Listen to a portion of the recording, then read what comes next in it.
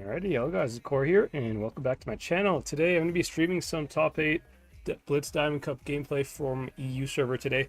Very excited, it's going to be my first time doing it. So basically official tournaments over here. So this is going to be a lot of fun. I'm expecting a lot of really high level games, and I think today we're going to be watching PCCAT, which is former APA.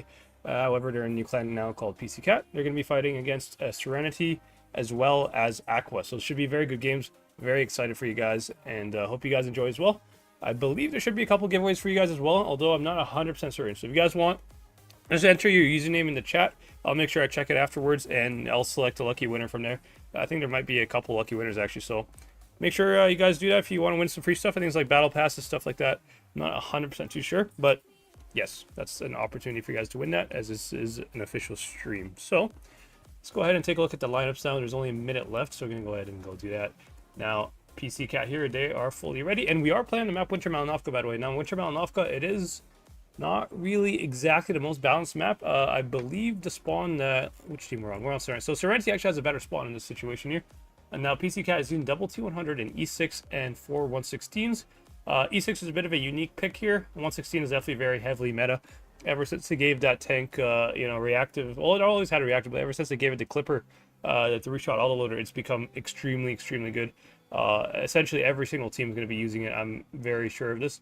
And if they're not using it, the only reason they wouldn't be using it is because it's a collector tank that was essentially sold in crates. So for some players, they didn't really want to spend the full amount of 200 bucks or whatever to get the tank.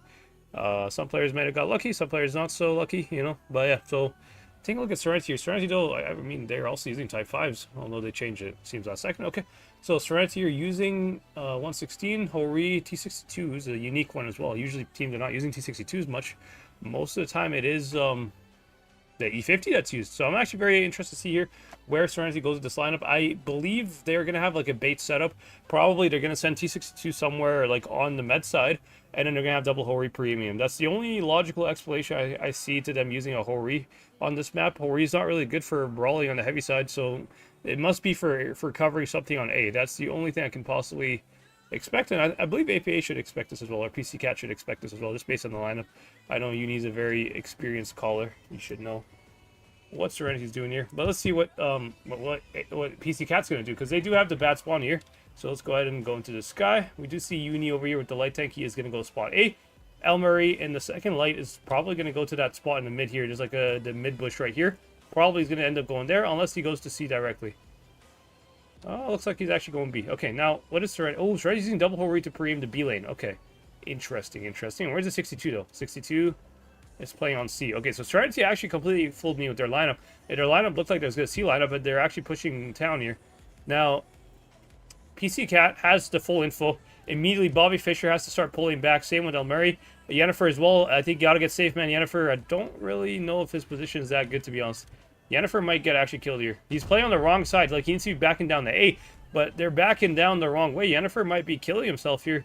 I'm not sure. Yeah, Yennefer killed himself. I think he's going to die because of this. He backed to the wrong side of A. Like, he went to the left side of A when he could have went to the right side. If he's behind where Krim is, he would have possibly escaped here, but he's going to die. So Serenity are actually with a really good counter. They really caught APA off guard here, I think. They're going to get 2 kills here. Yennefer's going to die any second, and they're definitely going to kill Bobby Fischer. Now, does APA have a trade on the other side of the map here, or PCCAT? They are killing double Hori's. I mean, this actually is a kill. Guaranteed kill. Hori's, they should have not stayed here for too long, I think, in my opinion. But they're both going to die here. Question is, I mean, the PCCAT tanks died much faster. Now, can Serenity get in time to at least get some damage on these Hori's here? Because look at PCCAT. Both their 116s are empty right now. So Serenity has a little bit of a window here if they can push it with all their tanks, but I don't think they're going to be here in time. PCCAT's going to have time to actually like stay behind and actually like reload the clips here. So let's go down a little bit more here. The map is actually just like as high as I can go, actually, unfortunately. Now let me take a look. Hey, Serenity has actually pretty decent positions, although this 62 is going to be hunted down by double lights here. This 116 has to help his 62 friend here, otherwise this is going to be not a very fair fight here. Now, Serenity is pushing Playmaker. I think that is a good call here, although I don't think both of them should push him. I think one is enough, although he's getting tracked pretty heavily here. I don't know, actually. I think they both need to push him. This might not have been a very good play here. They pushed him from the wrong way. I believe they should have pushed him from like the opposite side. Can they get this kill here cleanly, or is Playmaker going to still escape? Playmaker's buying so much time right now. And Krim is, I think he's winning his 1v1. It looks like he should win it by DPM. Krim should win his fight. Now 62 versus Light Tank. It seems like 62 is actually winning his fight. However, this fight here between SNTY and Krim here, this is going to be pretty big here. I mean, can this guy, he can't high roll. I mean, he needs to get a bounce. SNTY needs to get a bounce here, otherwise this guy's going to die. Or he needs to back up and let his teammate save him, but I don't think it's in time. I think he's not going to save him in time. This is a very close game here, but I think PCCAT does have the advantage. I mean, look at Elmary. Elmary can just play the fight here on, like, the 1v1 here. Yeah, Elmary just going to run around in a circle. Essentially, like, this 62 is not going to be able to catch him at all. Elmary being a pain in the butt a little bit there for SNTY. Even though he's a one-shot, he's making himself as useful as he can here by just buying time. And Uni, look at Uni. Uni's going to come here and help him kill this medium tanker. So this is actually very well played by Elmary here. Very well played. I think SNTY deserved to win this game. I kind of feel bad a little bit in a way because they really had an easy way. They caught PCCAT completely off guard. In my opinion, SNTY deserves to win this game just by the strat that they ran. You know, it's the Horus, to be honest, who really misplayed on SNTY here. I mean, they had 2 guaranteed kills on like the other side of the map, and I mean, look at Krim again. Krim doing what Elmary was doing, taking a lesson from the Light Tank. And this guy just gave up, so the SNTY guy just wants to die probably at this point. Yeah, so very unlucky actually. I mean, by HP, it's actually very close by HP, by the way. It just comes down to the fact that PCCAT has 4 tanks alive and SNTY doesn't, and you know, you can't compete a 1 versus 4 no matter how healthy you are, because look at them, they're just going to get behind them, in front of him. I mean, Uni's going to probably die here, but it doesn't really matter too much. I mean, is he even going to die? He might not. Okay, he might actually survive somehow. He went straight into the face hug there, so ends up surviving. Okay. GG. But yeah, as I was saying, I'll go over the game here real quick. I'll show you guys on the strat sketch what I'm talking about. But these Horus definitely, in my opinion, kind of threw the game for SNTY. SNTY had a very good push. They deserve to win this game, in my opinion. Kind of very thrown opportunity. And of course, PCCAT here being a very strong team. Like, they, in my opinion, they are the favorites to win this matchup. So SNTY, or any game that they have a chance to win, they need to win these games, you know, if they want to have a chance. And this game, they definitely had a good chance here. Just these Horus really stayed behind them. They shouldn't, in my opinion. So let me go ahead and ready up, and let me go ahead and also present to you guys on the strat sketch what I'm talking about here. So if you go on strat sketch, let me go ahead and show you guys. All right, so here we are on strat sketch here. Now, SNTY had a like very, very amazing situation. That, like, I'm going to draw them in red. They had their red tanks all here. They're killing like 2 tanks basically, and they had their medium tank on C somewhere here, right? Now these double Horus here, like their initial job is to pre-aim this lane here. But once their 116s got so far aggressive in their spawn, they didn't spawn anybody in town. What is the point of them staying here? If I were them, they should have like started rotating like this to away from like the mid fight, because of course like PCCAT, their only response is going to be to try to trade them, you know? Like, they're just giving themselves up here. So a big mistake there, in my opinion, from SNTY. They should have won this game. They really deserved it. Hopefully we can see them recover from this. I know, I mean, PCCAT is definitely a good team here, but I hope that SNTY is able to just you know, kind of recover mentally, move on to the next game here. They definitely did deserve to win that game. Hopefully they're not too down about it. But let's see what they're able to do here. So they have double E50 on this spawn. Triple Hori again. Really? Okay, triple Hori is a lot of TDs. Wow. I've not really seen any team use triple Hori anywhere other than Dynasty before on any map here. So very interested to see what they're up to here. Also, let me go ahead and hide this so you guys can see. There we go. My bad. Sorry. You guys should be able to see the game now. There we go. All right.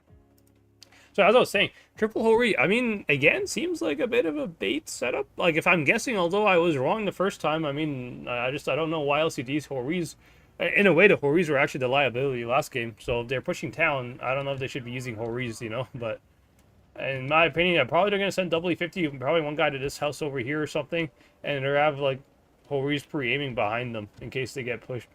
That's kind of what I'm expecting with the SNTY strat here.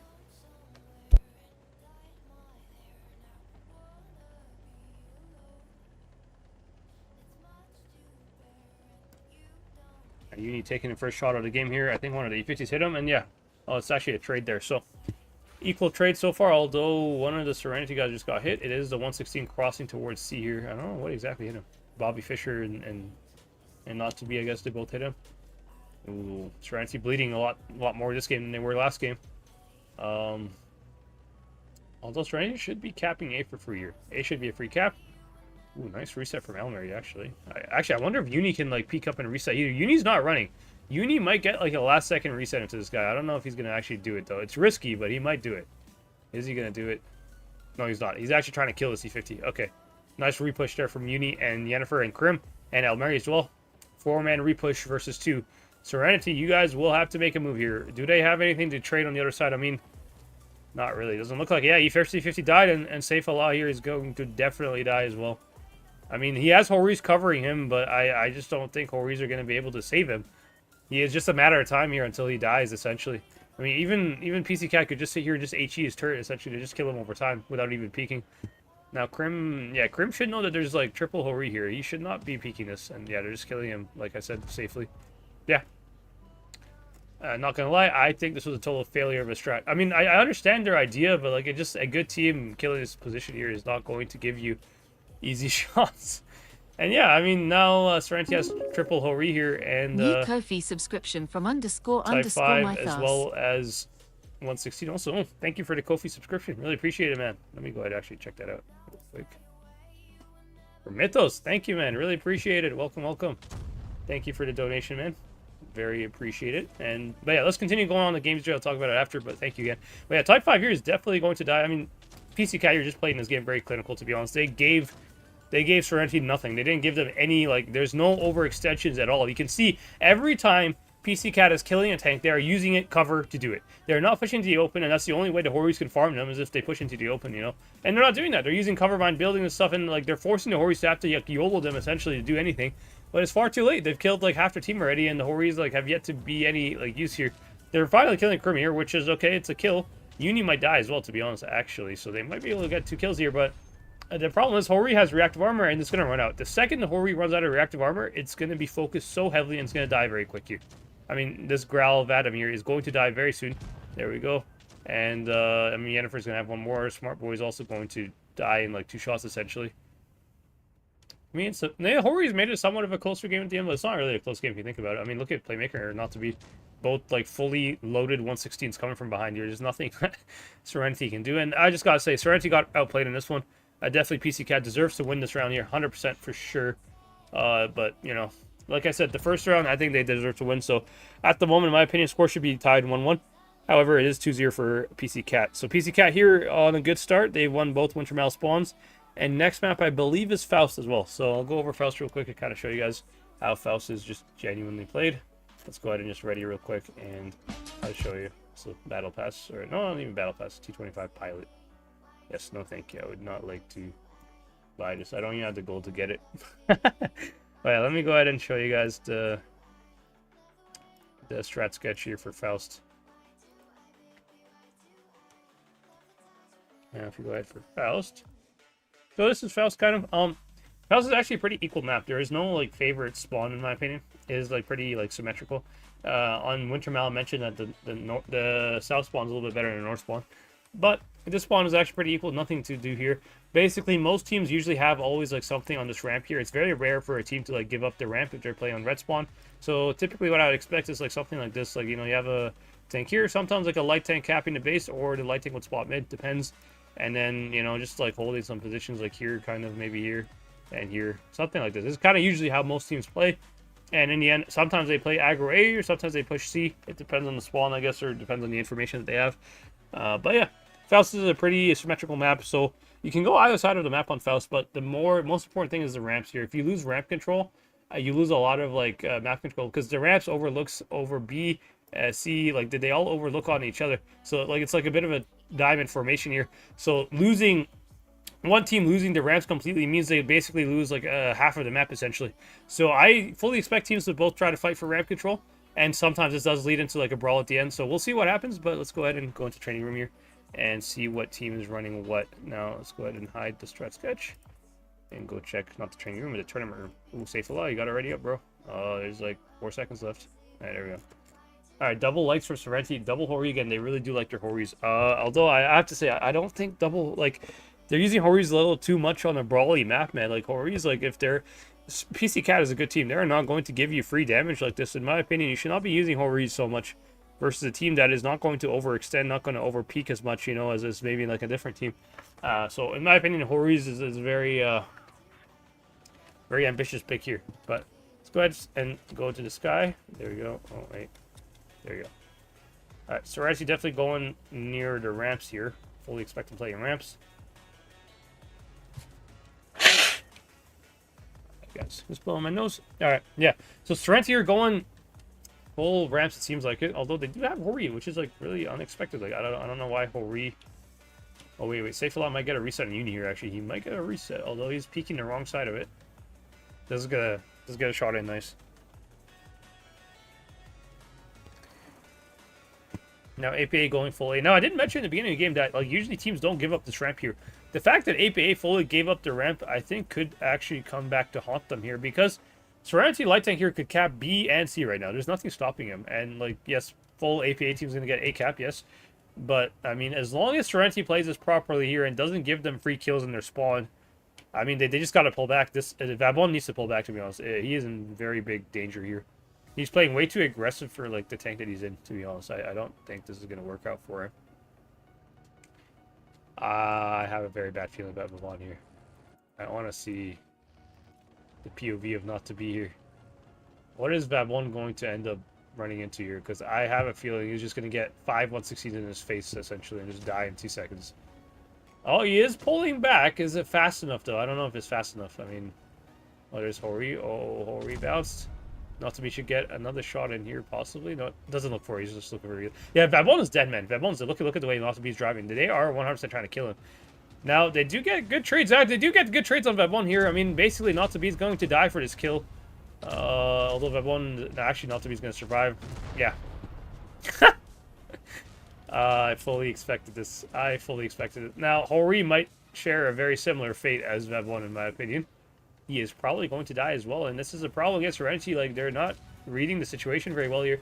They were way too aggressive on ACAP for their own good, and this Hori is definitely going to die. Like, Hori should not be here, you know? Hori needs to be a lot further back in the map, and, I mean, PCCAT here is just out-brawling them at the moment. I mean, HP is pretty close, but the kills are not close at all. I don't think, like the problem with with Serenity here is that, like, look at PCCAT. Not to be who's a one-shot, who took all the damage, is safe. He cannot be killed. Whereas none of the Serenity tanks are their one-shots are safe. They're going to die, essentially. I mean, Graal Vadam is going to definitely die here.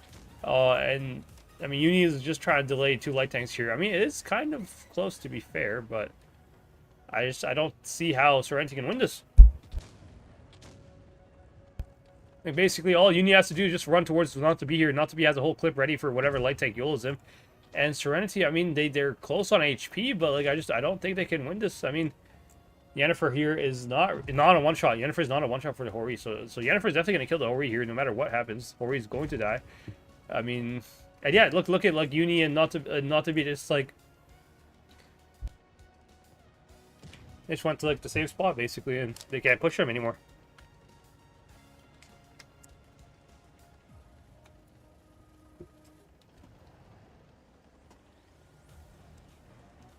Yeah.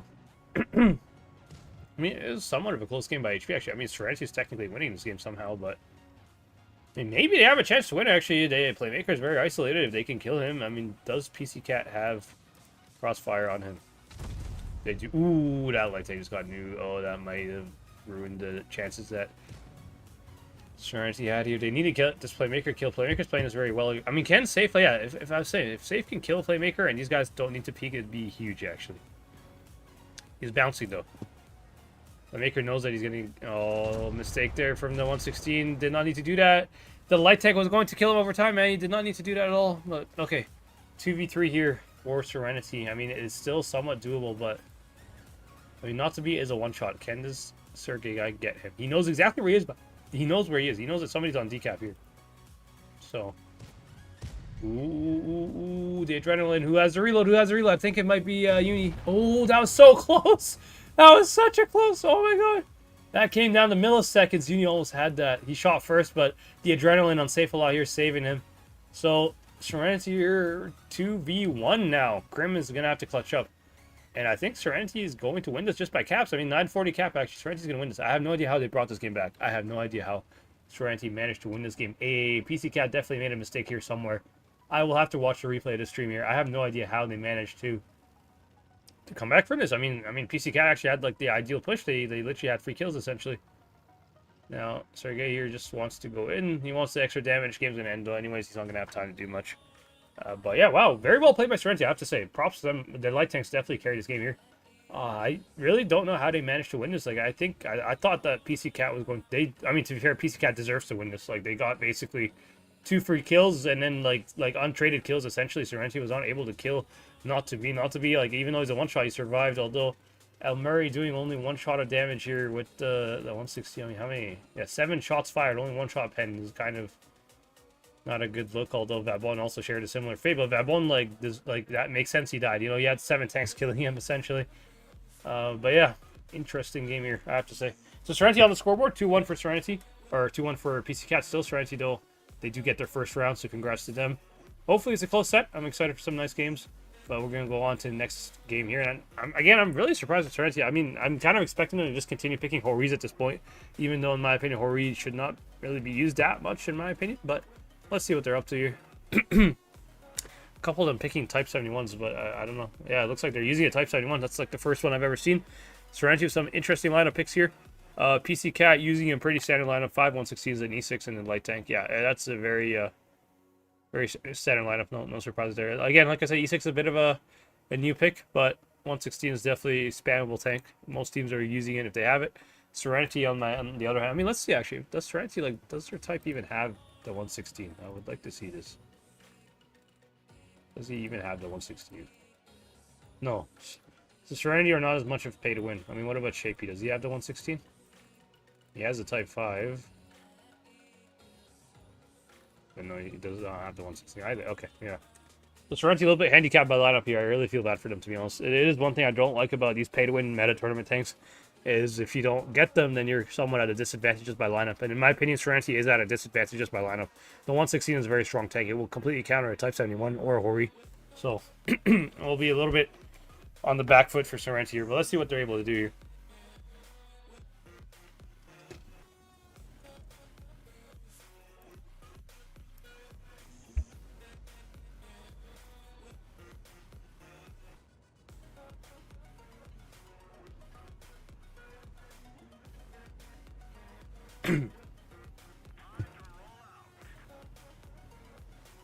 Alright, look at the beautiful rocket launching into the sky, man. Damn. How high does it launch? Launches like really high, actually. Damn.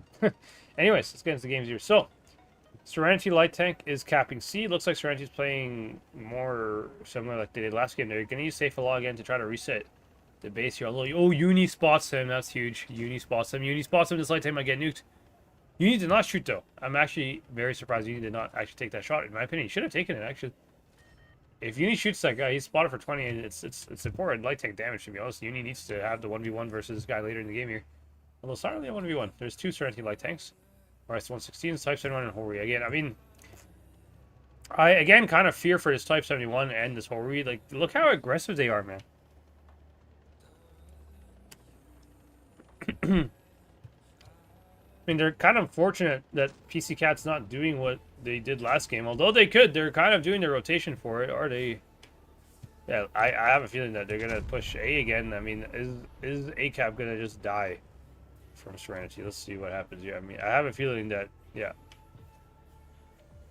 Although Serenity actually making the first move here, they're actually pushing PCCAT first rather than getting pushed on. Which could work out for their favor, actually. I mean, as long as this guy's unspotted. Oh, they got info. Yeah, yeah. Type 71, bro. You gotta be careful.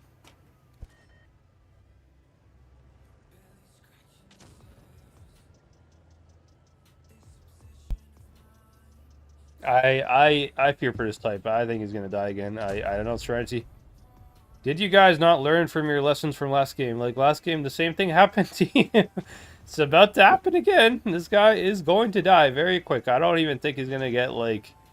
He might get a couple shots off because it's like PCCAT. I mean, actually, maybe not even. I mean, this guy might just straight up do 0 damage. Although, Playmaker is definitely killing it on the other side. So it is somewhat of a trade, but I gotta say, like, the trade here is much more efficient than the Playmaker trade. I mean, PCCAT did not bleed at all to kill this Type 71, whereas like Playmaker can at least like dump a couple shots before he dies, you know. Although Light, ooh, Uni actually getting chased by Light, but I mean, Uni just has to run towards one of his teammates. I mean, Elmeri can just overlook Uni here. If this guy continues pushing, Elmeri's definitely gonna hit him. And although, to be honest, Uni got actually nuked pretty hard, actually. And Light Tanks from Serenity doing a good job, I have to say. Very well played by Light Tanks from Serenity. Playmaker's still alive, bro! He's still alive! Like, bro, this is what I mean.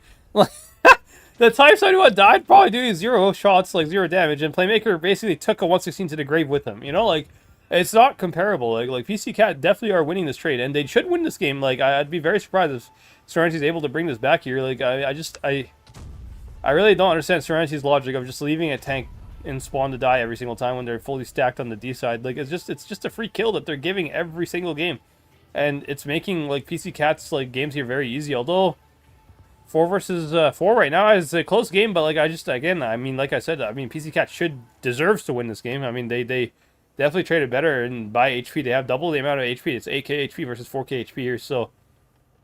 Krim is kind of out of the fight a little bit, though. I mean, if Serenity wants to make a miracle happen, they're gonna have to do it now, essentially, while Krim is not here. But I don't think they can do it, man. Like, I don't think they have the HP to do this anymore. And it's like, I don't know, it kind of frustrates me a little bit because like Serenity, like they're doing okay. Like, I mean, they're playing on the back foot and they're still making the game somewhat close, but like. They really are, like, they're shooting themselves in the foot, essentially, Serenity over here. Like, they should be winning these, like, at least, like, they should not be making the same mistake twice, in my opinion. It's, like, the first time, okay, maybe, like, they got caught off guard, but, like, yeah, I saw this coming from a mile away. The second you said the Type 5 is aggressive to A, man, of course he is going to die. With Type 5, you shouldn't, like, first of all, a tank with no reactive shouldn't be aggressive, you know? Like, again, I feel for Serenity. I feel for them because they obviously don't have the 116 lineup that that PCCAT has, you know? So, like, Serenity's not able to compete in brawls the same way that PCCAT is able. PCCAT just drives over the middle, just, like, YOLOs them with clippers, whereas, like, Serenity, I mean, yeah, 0. This guy did 0. I literally told you, like, I didn't even check. I just saw that, like, there's nothing he can do, man. He has, like, it's a no-reactive tank, again, a reactive meta with clippers. I mean, he's going to die instantly the second you put him. So, if you're going to use, like, paper tanks, essentially, because Type 71, yes, it's a heavy tank, but it is a paper tank at the end of the day. This tank will die the second it gets pushed. So, you cannot play it as a frontline tank. You have to play it in the back a little bit. The frontline tank, again, like, look at Playmaker. Look at Playmaker, bro. The difference of Playmaker put 10 shots out, did 2k damage before he died, whereas this guy died doing 0. That's, like, a huge, like, contrast between the two teams here, just the way they're set up in the tank lineup and the tank choices, you know. Like, you have to, I think Serenity, like, my only advice for them would be to stop putting tanks that can easily be killed here. Like, if you want a tank holding the spawn, 116 makes a little bit more sense, even though, like, still, versus the lineup that PCCAT has, if you see 5 clippers on the enemy team, you should not be sending a tank this aggressive. You got to be very careful here. Clippers will delete stuff very easily. But we are in a new map here, Lagoon now. Serenity, again, using, like, yeah, I feel bad. They're forced to use 60 TPs and Horis, and just these tanks are not good tanks for this meta, in my opinion. Again, I really wish Wargaming didn't have like a full collector tank meta. You know, I don't know. I just don't like the way it goes here, but it is what it is. I mean, it just, you know, just again by lineup, I can already tell you that Serenity's on the back foot here just by lineup. You know, the PCCAT lineup is a lot more flexible. Like, look at all clippers, 6 clippers, 1 Kron and E6 as well, which is a pretty good tank. I mean, E6 is somewhat similar to the Hori, I guess, but E6 is just more flexible. I mean, Hori is a turretless TD, man. Turretless TDs versus a bunch of clippers is not going to go very well for them, you know, in my opinion. But let's see, maybe Serenity's able to cook something up here. I mean, if they're using Hori, in my opinion, the only way they can win with Hori is if they Horis have, like, constant farm on, like, a tank that the PCCAT is pushing. But so far, we've seen that hasn't happened. And PCCAT has played it, like, pretty well. They haven't been giving any easy kills to anybody, you know, so let's go ahead and see what Serenity's able to do here. Go into the sky. Now, Playmaker with the Kron. He's probably going to take this position here with the Kron's a very common spot. I would not be too surprised about it. And then what is Serenity doing? Serenity's going full A, it seems like it. But a T100 as well going A. Interesting. Now, Uni should spot the heavies here. All these guys are going to get spotted by Uni. Are they going to get spotted? Yeah. First guy gets spotted, Uni shoots. Yeah, Uni has, like, full info, so I mean, PCCAT should, like, instantly cap B at this point here. They can even send Uni to cap C. I mean, they should know that the light tank is capping A, by the way. Uni should know this, because he spotted all the heavies and something capped A before the heavies did. So PCCAT should have full info that Serenity's entire team is here, basically. They don't know where the Horis are, of course, but, I mean, Horis are probably going to be where the team is. And, I mean, look at PCCAT. PCCAT has a good position. Like, they're surrounding Serenity from two sides on either side of the ramp here.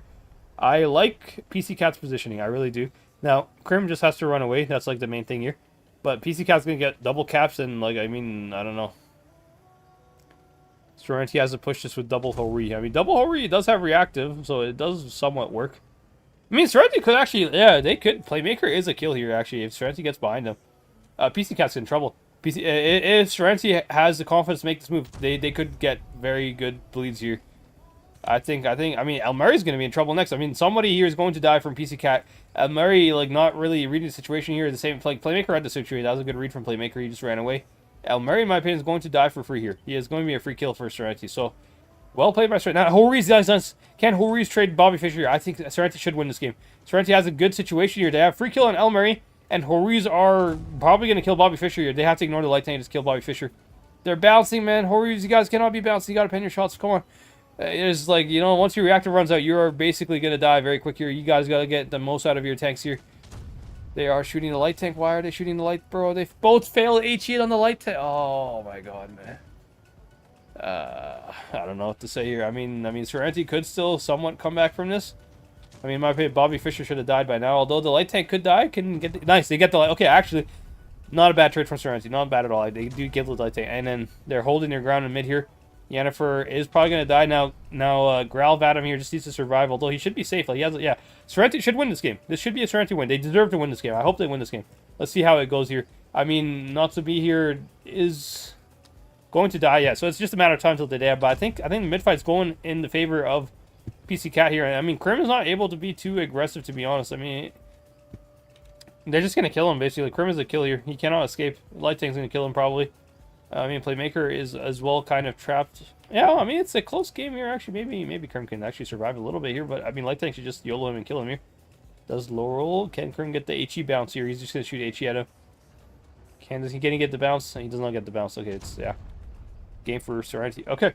Well played by Serenity, although in my opinion it's like a little bit sloppy, man. Those two fail HE shots on that T100 was like kind of unnecessary. Like they should just both like double tap on the AP, or they should just focus on killing Bobby Fischer, because Bobby Fischer was a kill. They were able to shoot him, you know.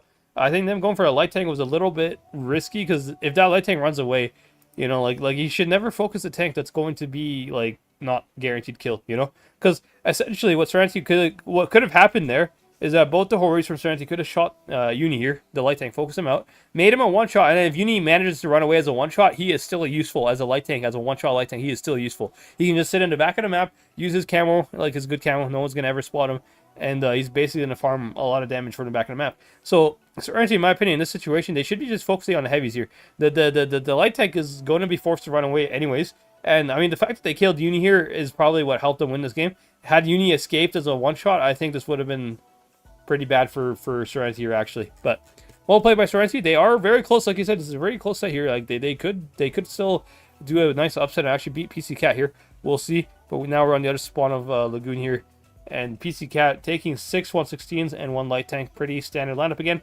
I'm not surprised at all about that one. And then Serenity here, again, they will be on the back foot in terms of lineup, in my opinion, just because of the lineup. I mean, PCCAT had a good lineup, but Serenity actually outplayed them. Like they just moved them, and I think Elmeri kind of allowed himself to get killed there. Elmeri had a chance to kind of back up to where Playmaker did.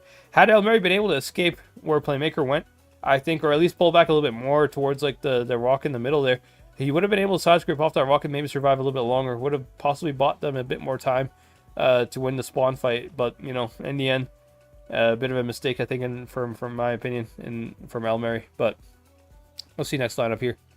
140 from Seren. Why would you be using a 140 instead of a T1? Bro, Serenity just likes using like non-meta tanks. Okay, I mean, I'm very curious to see what they're able to do with the 140, but I don't know why. Like the light T100 has like the advantage in every way. He has better camo, basically similar GPM levels, essentially. You know, I just think that again, once like the 116 spam lineup of PCCAT here is gonna probably do them a lot of favors when it comes to an actual brawl. However, you can see, I mean, if the Horis are able to get the shots out like they did last game, it is still possible for Serenity to make do with what they have. Although, like I said, I still feel like, I mean, why would you use a 140? I really just don't understand the logic of using a 140 here. But it seems both teams have a bit of a mirror setup here, although PCCAT is a little bit more stacked in mid here, whereas Serenity is more stacked on A. Now, in my opinion, Serenity should push A. Yeah, it looks like they're pushing, although I think Smart Boy here and Vabon are going to be killed here. I think PCCAT could just over push and kill them. Look, I think that's what they're doing with Yennefer and Playmaker, I think, but I don't know if they have the time to do this anymore. Yeah, they were about to do it, but I think Serenity being here first is going to prevent them from actually pushing in here. But like I said, yeah, Smart Boy wasting reactive, which is a bit of a mistake. Like, I mean, it's not a mistake. He has to use reactive. He's getting clipped, but this just makes him an easy kill later if PCCAT just reloads and like looking not to be making a good move here. He's gonna flank from behind them, although he's gonna run into the 140 here. But I think if Uni can help him with the 140, it'd probably be good. But Smart Boy is going to die. These two 116 in mid are going to die. Can Serenity get a trade on the middle tank? I don't think they can. I don't think they can trade this. I mean, they're trying to trade, but I don't think they can trade. This is not tradable right now for Serenity. They just lost two tanks, and they're not able to really kill anybody. Yennefer is like a one-shot, yes, but again, Yennefer is safe, and he's going to just sit there on the low ground until he reels an entire clip, and whatever wants to push him is going to get clipped, basically, just for, like, killing him, you know, so I think PCCAT wins this game. Just it's already a win. It's GG, basically. They just won by positions, they won by HP, won by lineup as well, in a way, you know. I mean, I don't know, the thing with Serenity here, they don't really have a brawl lineup, but they gave PCCAT a brawl, which is exactly what PCCAT wants, you know. I mean, they didn't really use their their Horis are just stuck in mid, man. Like, what are their Horis supposed to do here? Like, there's nothing they can really do with Horis. Yeah, they're gonna get killed. Growlier's is going to die, and the 140 was basically useless in my opinion as well. I mean, he might have farmed a little bit of damage on the C cap here, but like, it's not any meaningful damage. He's not gonna be able to kill anything or help his team. Uni with the light tank was a lot more valuable, I think, to his team than the 140 was for Serenity. Uni was kind of in the fight, helping them kill the one-shots and stuff like that, whereas the 140 just did nothing. So, GG to PCCAT. They definitely deserve to win this series. I think, and overall, they did play pretty good. But again, I do, like, my heart does kind of go out for Serenity here, because they are kind of lacking. You can very obviously see as well, like, how much they're lacking in terms of lineups. Like, Serenity really struggling with the meta a little bit here. They just don't have the meta tanks, I guess. Like, Hori is, like, it is a decent tank, but again, you can't really compete with double Hori and a 140 on every map. Although 140, I think that's just their pick. They just wanted to use that, I guess. But like I said, T1 are just better in every way, I think, in my opinion. But well played, PCCAT. Moving on to, I think PCCAT has a 3-0 start now, so they're actually in a very good situation as well to make top 4. I think they just need to win a couple more games here. I think 1 or 2 more games should basically guarantee PCCAT into top 4. Let's take a look at the brackets as well here. So, take a look. Oh, not this one. These are the wrong brackets. I got to go to the other tournament. Challenger. I mean, actually, let's take a look at Challenger brackets. Let's see actually what the teams are looking like right now. So, Afera versus Bobbers. So, Afera beat Last Samurai. This is going to be a pretty interesting match. And then Nexus making it, I guess, to the next stage. Let's see. Oh, Nexus still playing Desert, so just a tiebreaker game here. Interesting. Okay. Alright, let's go ahead and check the Professionals tournament, which is what we're actually streaming. Take a look at the chart here.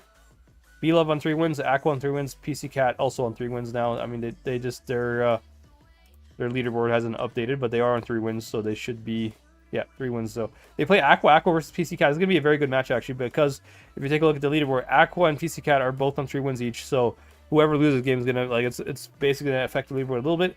BPS, they are only on 1 win. Wow, okay. Although they did play AQVA and B-Love, which are the number 1 and 2 teams at the moment. How's Demo doing? Demo's still playing S-Will. This is going to be a tiebreaker game. Ooh. If Demo loses this game, they are in trouble, actually. Demo needs to win this game, because they're not going to catch AQVA, PCCAT, and they already lost to B-Love, so Demo needs to win this game to guarantee the 4th place spot here. I mean, at the moment, it looks like B-Love, AQVA, and PCCAT are pretty safe, in my opinion. It's between BPS and Demo and Squad 1, I guess. I mean, any team can win. Squad 1, did they lose every game so far? Yeah, they did. Okay. Yeah, Squad 1 is getting a little bit destroyed. S-Will has a chance, possibly. If S-Will beats Demo, they actually have a bit of a chance here. I mean, if S-Will can beat Demo, then it's between them and BPS basically for the 4th place spot essentially. Because Squad 1 just lost every single game basically, and Demo. Yeah, it's gonna be interesting actually. I'm not actually sure who's gonna come out on top here for top 4, but I think top 3 is basically guaranteed here. B-Love, AQVA, PCCAT, they definitely like have the best performance so far. Very interested to see AQVA versus PCCAT. I would love to watch this game. Also, let me go ahead and check my comments as well, guys, because I know I've not really been able to check comments. It's a little bit hard to check the stream while I'm, you know, in the actual game. But let me go ahead and check the comments here. I know Talento, is this English? Yes, it is. I think I would have answered this a little bit earlier for you, but I didn't actually see your comment. Apologies for that. Hello Dino, hello Meep, hello Toby, Antonio. Nice to see you as well. Smash the like. Yes, guys, make sure you guys subscribe and smash the like button if you are able to. Greatly appreciate it. And then hello Eric, nice to see you. Stiana Fame, thank you for the love. Hello Whiskey. Hello Mahoraga. Hori's insane counter against 116s. It's insane counter. The 116s play badly, yes, in my opinion. But if you have like 116s that are not like getting nuked, you know, and not giving you easy shots, I think like Hori is a very easy kill for 116. You know, 2 116s can basically full clip a Hori and kill him. Even with reactive, possibly, I think. I mean, with reactive, Hori probably becomes a one shot, yes. But you know, if they just like full basically clip him and just save one shot for like when he doesn't have reactive, it's basically gonna kill him. You know, Hori dies very quick in a situation where it's like 2 116s are focusing it, in my opinion, you know, but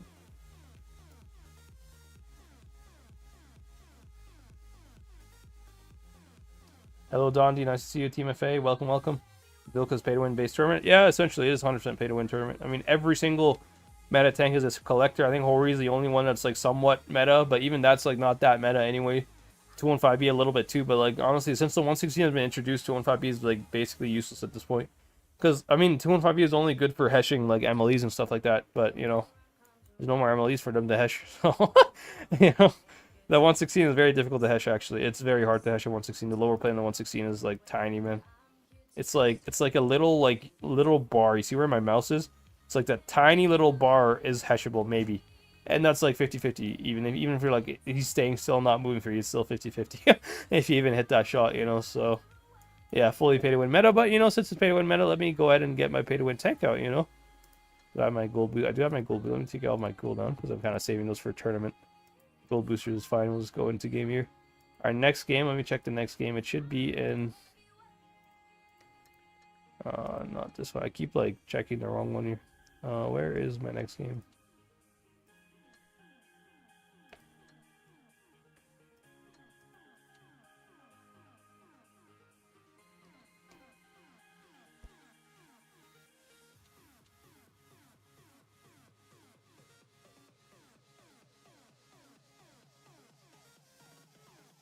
All right, so next game will be in literally 20 minutes. So we have a couple minutes, I guess, to get some games out in the 116.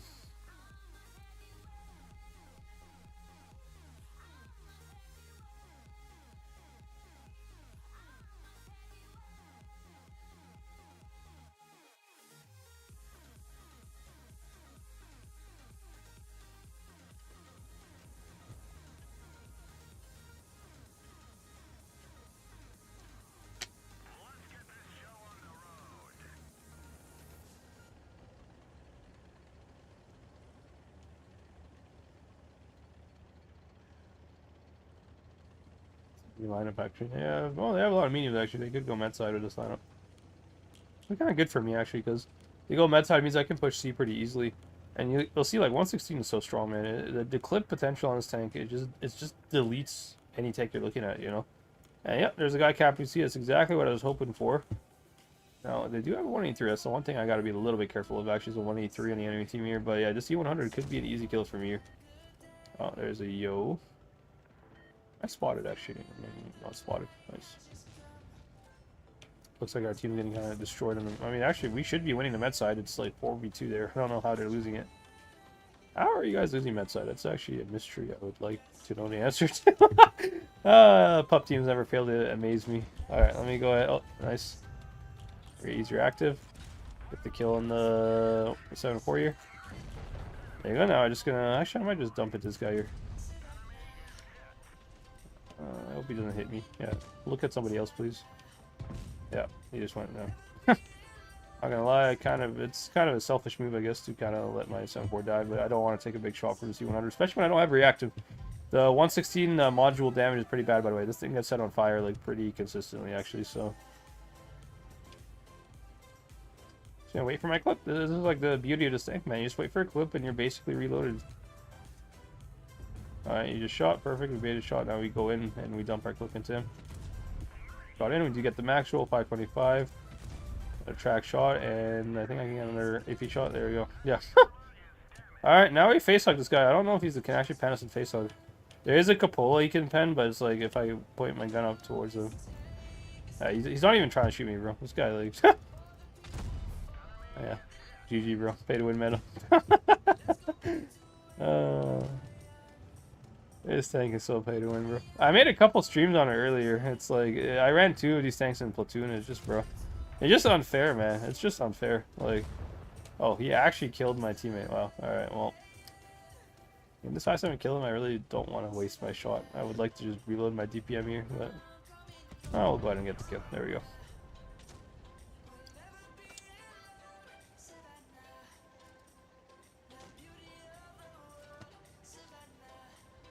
.183 is a one-shot, so I'm going to try to save my shots here and just go dump into the 7.52. That's where all the damage is. Here's just how you're going to maximize my damage. Where's my teammate? Oh, I do have a very... Oh, is this C4 AFK, bro? Okay. I mean, if he's AFK, it's good for me. It means more damage for me, which is, like, what I want.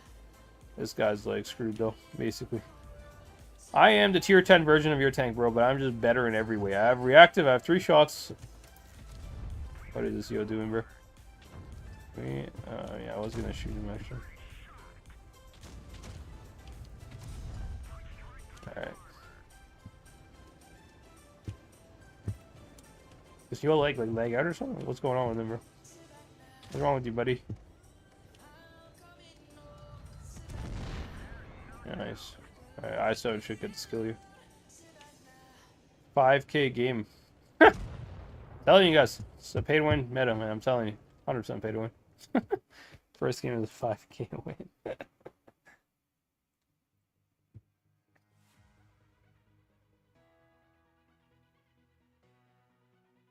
Forgot the Oliver Tree avatar. Let me go get that for you. It's my favorite one, bro. Where is it? Oliver Tree, man. Where are you? The bowl cut avatar. That's what I love. Bro, I have so much avatars. It takes a while for them to load. Oh man.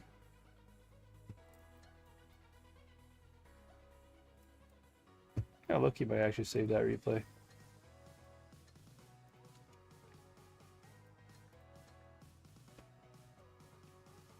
Alrighty. Where's my avatar, bro? I gotta find it. Is it done loading yet? It's not here. I think it's in AQVA, actually. It should be in this section.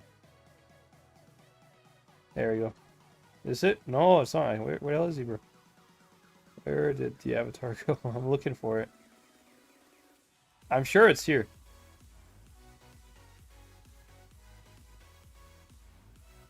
Man, where did it go? It is, yeah, it is. Okay, it just didn't load. Alright, there you go. My favorite bowl cut avatar. Alrighty, let's get into game.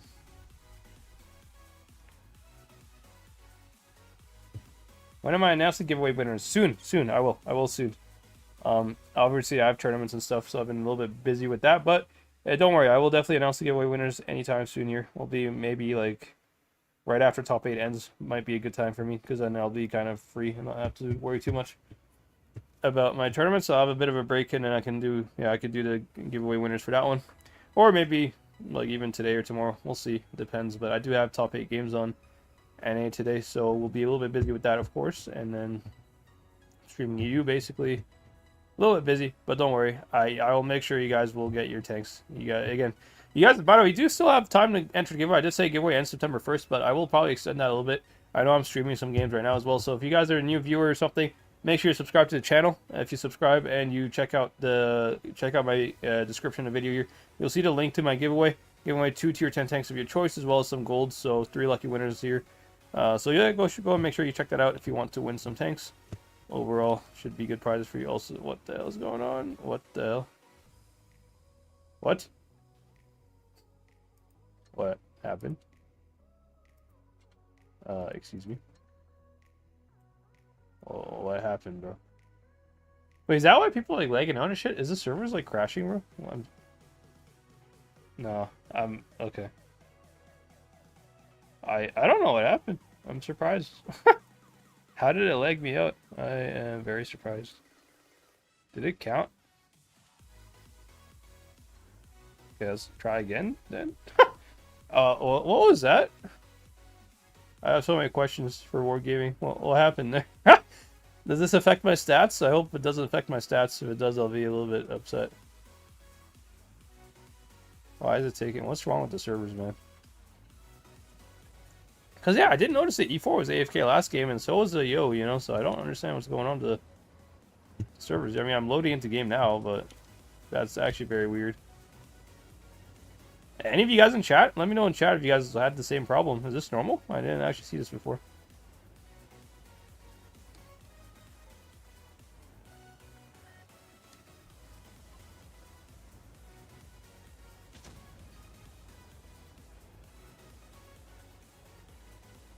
That guy's named Tony Montana. I like his name, Tony Montana. I haven't actually seen the movie, but I've seen a couple clips of it. It's a good movie, though, I think, from what I can tell. Yes, go here. Hey, cute. Anybody else behind you? Oh. Why are you looking at me, man? Okay. I'm 16 gun moment. No. Alright. 2 shots out of 3. That's not too bad.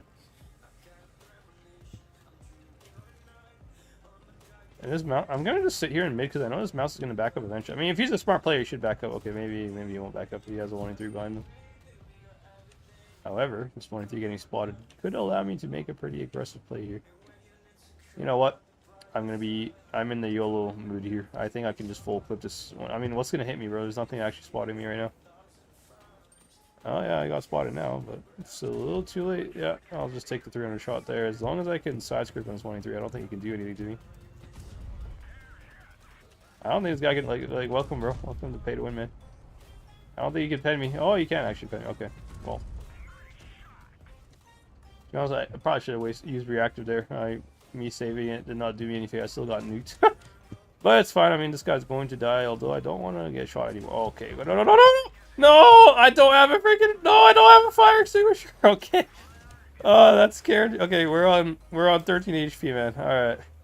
Like I mentioned, guys, this tank gets set on fire very easily. It's a Chinese tank, and you have Chinese modules, and Chinese modules are always very bad in this game. And we get the kill there. Okay. I'm hiding for my life here. I am hugging this like corner of the freaking building for my. Yeah. Well, actually, 50B. Maybe I can actually get a shot into him. And that's gonna be a shot I have to fully aim. Bro, what? What do you mean? Where did that shot go? This game just trolls me, man. Where did that go? Okay. Okay, there you go. Glad it didn't troll me on that one at least, but yeah, this gun is kind of bad for long range. The thing about the 116, it's a very good brawl tank, but I mean, obviously they purposely made the autoloader not good at like long range sniping because this thing would be so broken if it was like used for long range. So I did kind of die there, but I was kind of just hungry for damage. It's all good though. I really do want to see the comments though. Did any of you guys have this really problem before?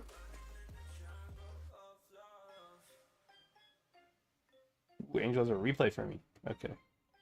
Selic asking, was F3 cost money or gamble gold? Both. For me, I spent like $200 to get this tank on my NA account. On my U account, I actually got it for not for free. I spent like 12k gold to get it. It was just a gold bundle. I got lucky though. But most people, if they want to get this tank, you have to buy the full like 30 charms, which is money. You know, you have to spend money to get most of these charms. For most people who have this tank. I believe I just got a notification. Ooh. Jackie just subscribed. Welcome, man. Welcome to the channel, bro. Make sure you check my giveaway since you're a subscriber. Giveaway is for all subscribers. So if you guys want, go ahead and check that out. There's a couple more days. I did kind of extend a little bit for you guys. So hopefully that goes well. But thank you for subscribing, bro. Welcome to the channel, man. Really appreciate it. Thank you guys for the support. Can't thank you guys enough. And hope you guys are enjoying the stream. If you are enjoying the stream, make sure you smash the like button. Greatly appreciate that.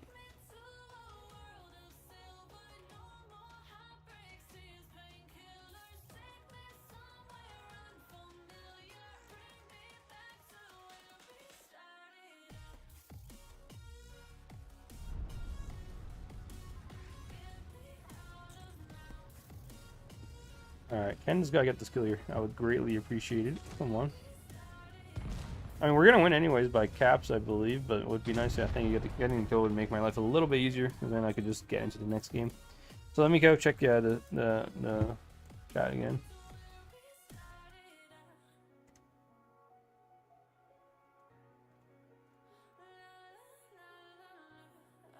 Am I gonna do replays at the end? Probably not. No. This is kind of like technically like an official stream somewhat, so I don't really want to do too much replays because I can't really guarantee what's on those replays, if that makes sense. You know? Like for all I know, you could have somebody just saying some like bad stuff in the replay. I don't really want to show that, and then it ends up like, you know, like if I will do replays, it will be on my own personal streams, not the ones on the portal. You know, I don't really want to have this like be a problem. So no streams for today, but I will be like when I do like a solo stream or a tune stream or whatever on my own time, not like a tournament stream, not at least on an official one. Then yeah, I'll do replays and stuff. But I can't really guarantee what's on those replays, you know. So I know I trust you guys and everything, but you know, I just don't really want to take that risk, you know, because sometimes you don't even know what the enemy team has said or whatever. It's not really like you who's like at fault, you know. But hello, Darkman, welcome. Vilka's NA has been fine. Okay, I mean, I don't know. The same thing happened on World Tank PC yesterday. I clicked battle and just about to get... Oh, what the hell? Okay. So it's a server problem, I guess. Yeah, server problem was 2 minutes ago. Okay, interesting. Well, hopefully that didn't kill my stats, man. Because I mean, I'm not really playing this tank really for stats that much. Like my stat tanks, like the ones that I'm farming damage in are like my 4K average tanks here. But this tank, I'm just playing it because it's fun to play, to be honest. So what time is it? We have... Ooh. Okay, this will be the last game, and I gotta get straight into the tournament room after that.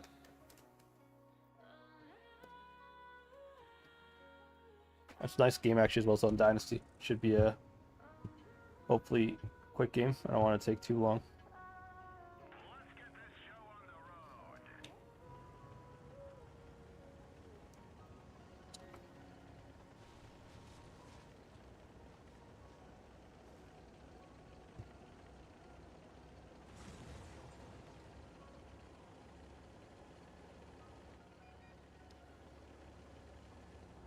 Is he gonna go through B cap?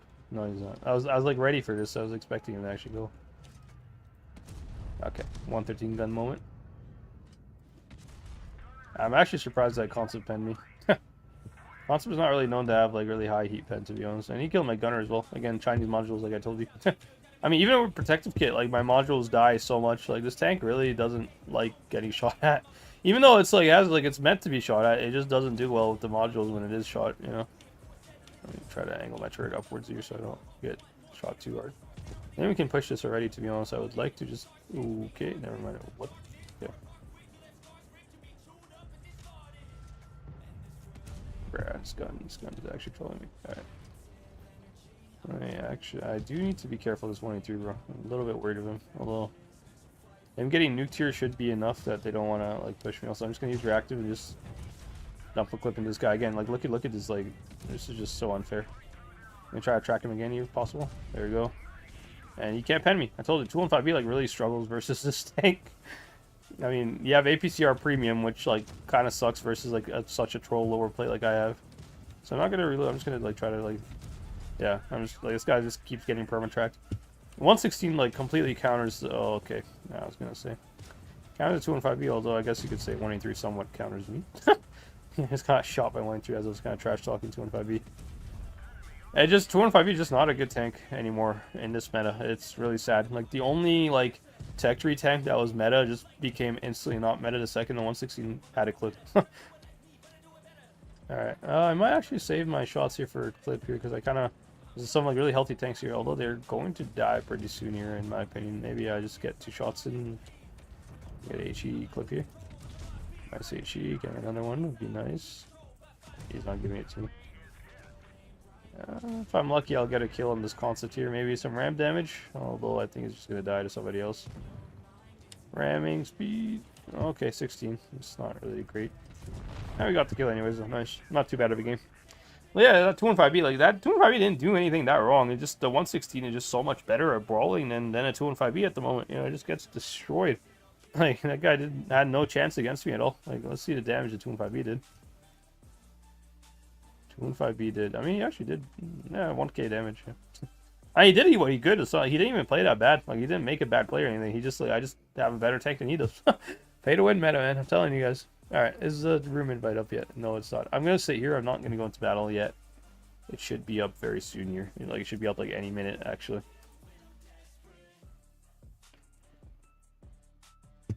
So let me pull the strat link for you guys as well. Go over the strats here. What do we play actually again? The key against like the what's the professionals tournament? Let's take a look at the maps here. So PCCAT. Oh, actually, I want to see who won versus SWL because this is actually very big results here. SWL and Demo, who won between those two teams? SWL won. SWL won on tie. Okay, SWL, you guys actually have a chance now. Actually, now SWL needs to beat BPS. If SWL like this BPS game between SWL is huge. If they can win this game, I think they're in possibly top 4, possibly. That's a big game for SWL to win versus Demo. Now Demo, like 3 tanks, 3 teams here on 1 point each. Squad 1 and Serenity on 0 points. Although it is possible for Squad 1 to come back in Serenity as well. Like, it's not like over yet. But yeah. All right, let me go ahead and just ready up. Make sure we don't write. And then first map is Hellas. Actually, let me go ahead and check the map pool here. So we have Hellas, Vineyards, and Dynasty. Okay, let me pull that up on the strat sketch just to show you guys. I mean, it's not like an official stream, but it is like on it's on the Wargaming Discord and everything like that. So I don't really want to. How much tour delay is in tour games? It's 3 minutes. That's like the standard 3 minutes tour delay. But of course, I try not to like. I try to like. I don't show the lineup in the beginning of the game because there's like more than 5-minute wait period, you know, in the first round. But after that, it's fine, I think.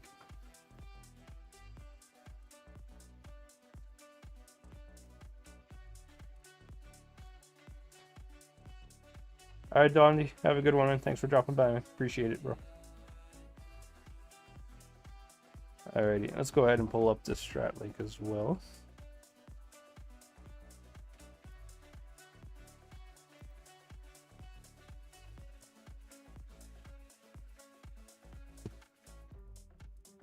Change map to Hellas here. Hellas, I think Dynasty was one of them, although I don't remember actually the next one. Vineyards, I believe. I believe it's Vineyards.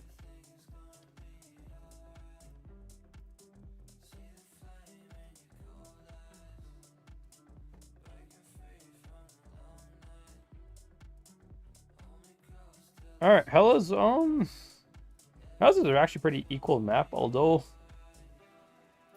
the only thing about Hellas that makes North Spawn is slightly favored, to be fair, just because the light tank can cap C. Like, it's safer to cap C on the north side than it is on the south side. That's like the only thing basically. But other than that, Hellas is a pretty standard map. Most teams, what they'll end up doing, they'll send like a couple tanks to like corner, like something like this. They'll have like 1 tank in mid, 1 tank up here, something here or something, and then like something on A. And light tank usually either caps A or spots mid. That's kind of what I'm expecting initially. And then like this is pretty default from both spawns, to be fair. I would expect something like this from both teams. Although, I mean, sometimes there can be aggressive pushes in mid. I've seen teams like push through mid before, like but it's not really common. So we'll see. But that's generally how both teams play Hellas. Very standard map. Vineyards, on the other hand, is a very unbalanced map. Vineyards is probably like the most unbalanced map in the game, essentially, because the north spawn favors the red side here is so much better than the green side. The reason for that is because on the red side, you can sit your tanks up here and you can pre-aim the crossing to ruins here. Whereas on this spawn, this hill here blocks it. Like it's safe to go to. There's no equivalent spot. So basically, teams on the red spawn usually cross to like A, to the corner here for free, basically. Whereas if you want to cross the corner from the green side, you know, then you get shot up from the middle like really hard. You probably you die essentially like by going to the crossing there. So Vineyards is a very unbalanced map. Vineyards on green side, you're kind of forced to like play town or play caps or something, or sometimes you can make a push on C or push on A. But push on A is always very costly. It could work if you have enough tanks doing it, but essentially like 1 tank's always gonna like get nuked doing it. So that's the main problem with Vineyards. So Vineyards, it's unbalanced map for sure. South spawn is definitely the better spawn. North spawn is kind of unfavored. Now we go to Dynasty. Dynasty is exactly equal. There's no changes at all. It's 100% equal. Very symmetrical map. Very small map. Is the map we played actually as well earlier. Dynasty, actually, the thing is, we haven't actually seen a lot of Type 5s yet today, but Dynasty is definitely a map where you could actually use Type 5 because it's a very small map and super heavies tend to do well on this map. So we'd be kind of curious to see if any team actually uses Type 5 from AQVA or PCCAT here. We'll be very interested. But without further ado, let's go ahead and look at the lineups here. We have just under a minute left. Alrighty, so AQVA is full ready. They are taking 215B, triple 116. Oh, also, I gotta hide this. I gotta show you guys the games again here. I almost forgot to do that. There we go. All right, good. So, yeah, as I was saying, AQVA here has triple 116, 215B, MLE, and a Kron, whereas PCCAT has 4 116s, E6, and a Kron, and a light tank. So pretty much similar lineups actually. Both teams using a decent amount of 116s. Both teams using a Kron. The only difference is the E6 and the 215B. So AQVA's using 215B as like a damage farmer. PCCAT using E6 as a damage farmer. E6 is a bit of a damage farmer. It kind of replaces 215B in a way. It just has AP and it's forward mounted turret, so it's a little bit better than 215B. The head, in my opinion, is not as good as it used to be anymore. But yeah, overall equal lineup, I have to say. Nothing too crazy from both spawns or both sides here. I am expecting the Krons to play in mid. Both teams have a Kron, so I'm expecting it to play in the mid position here. Fully expecting that 100%, but we'll see. It could go either way. 215B is probably also going to play mid. I don't know where else you'd play 215B, because 215B doesn't have the gun depression to be aggressive on C here, so I'm fully expecting 215B to like play this position where I'm looking at with my crosshair right here. Him and the Kron should both be here. I'm fully expecting that from AQVA. Let's take a look though. Yeah, 215B and Kron should be heading here. That's like the only place they can go on the whole map. E6, to be honest, could go C corner, although I'm not actually sure that's where he's going to go. And Uni here capping B is the light tank also. Yeah, so basically mirror strides. I like how like what I drew is exactly what happened essentially. Both teams are sending light tank to cap A. Although actually, Uni cannot cap because AQVA sent a tank down to the river here. So actually not a bad play from AQVA. But can PCCAT capitalize on this? And I mean, they might actually send retake B here. I'm not sure what PCCAT's doing. Do they have info? They don't. Okay, now they have info. E6 spotted everything. Ooh, Crim.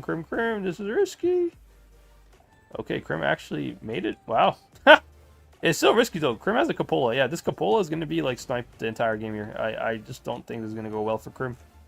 PCCAT needs to get ready here to support Crim, because I think Crim's going to be pushed on any second here. AQVA has double 116s here and a light tank as well on C. This light tank is definitely going to be trying. They're trying to use this light tank to spot Uni if possible. I'm not sure if they can actually do it. See what I mean? Like the reason this spawn is better is because Uni can cap C unspotted. They can't even spot him. Like even Wildburger peeking this is not actually spotting him. A little bit risky there from Wildburger.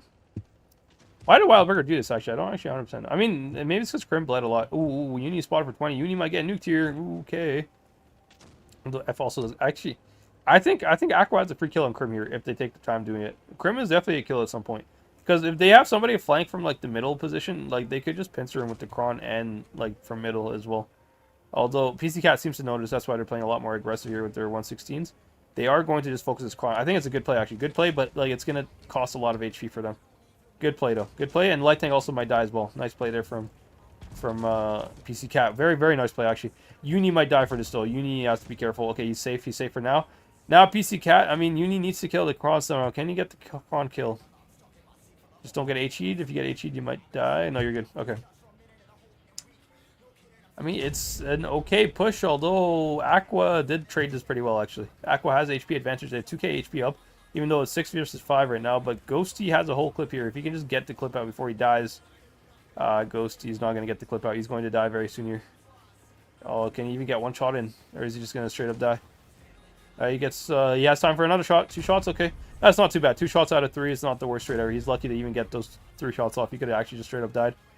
But I think PCCAT here is winning by positions a little bit. I mean, Zerd is going to die here.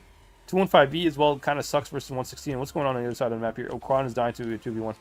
Okay, so they need to kill Zerd as soon as possible here, which they should. They're all like reloaded. Bobby Fischer is going to go for 2. Oh, 215 gets absolutely nuked. That is a big mistake from 215. I mean, yeah, I think PCCAT should win this by like positions a little bit. They do have the light tank advantage as well, because AQVA does not have a light tank. Like, look at Uni. Uni's a 500 HP light tank, but he's still very useful. Like, he's not even a one-shot for anybody, even with HE, I think. He's only a one-shot maybe if they max roll, but I think APA or PCCAT here has the advantage for sure. Bobby Fischer taking a big shot there. It's actually a bad shot to take because does he have reactive? If Bobby Fischer has reactive, it might not be a big problem. But if he doesn't have reactive, it might mean he's a one shot. This is actually very important here. Now, Hills here is going to try to kill Bobby Fischer, which is 100% the right play here. He needs to do this. Does Bobby Fischer have reactive? If he has reactive, it's huge. If he doesn't, he might get one shotted. He does not. He gets one. Yeah. Mistake from Bobby Fischer there. Big mistake, actually. And this kind of gave AQVA a bit of an entry here. AQVA could still win this, actually. I mean, Uni is still probably going to carry this game for them, in my opinion.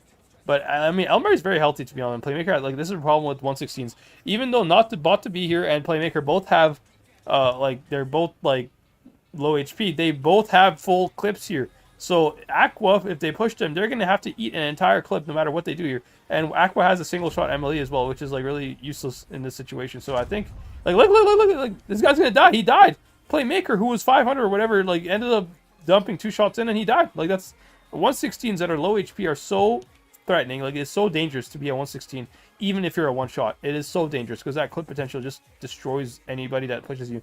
And El Murray here just needs to use his HP and not to be here. If he has reactive again, he should survive from the MLE.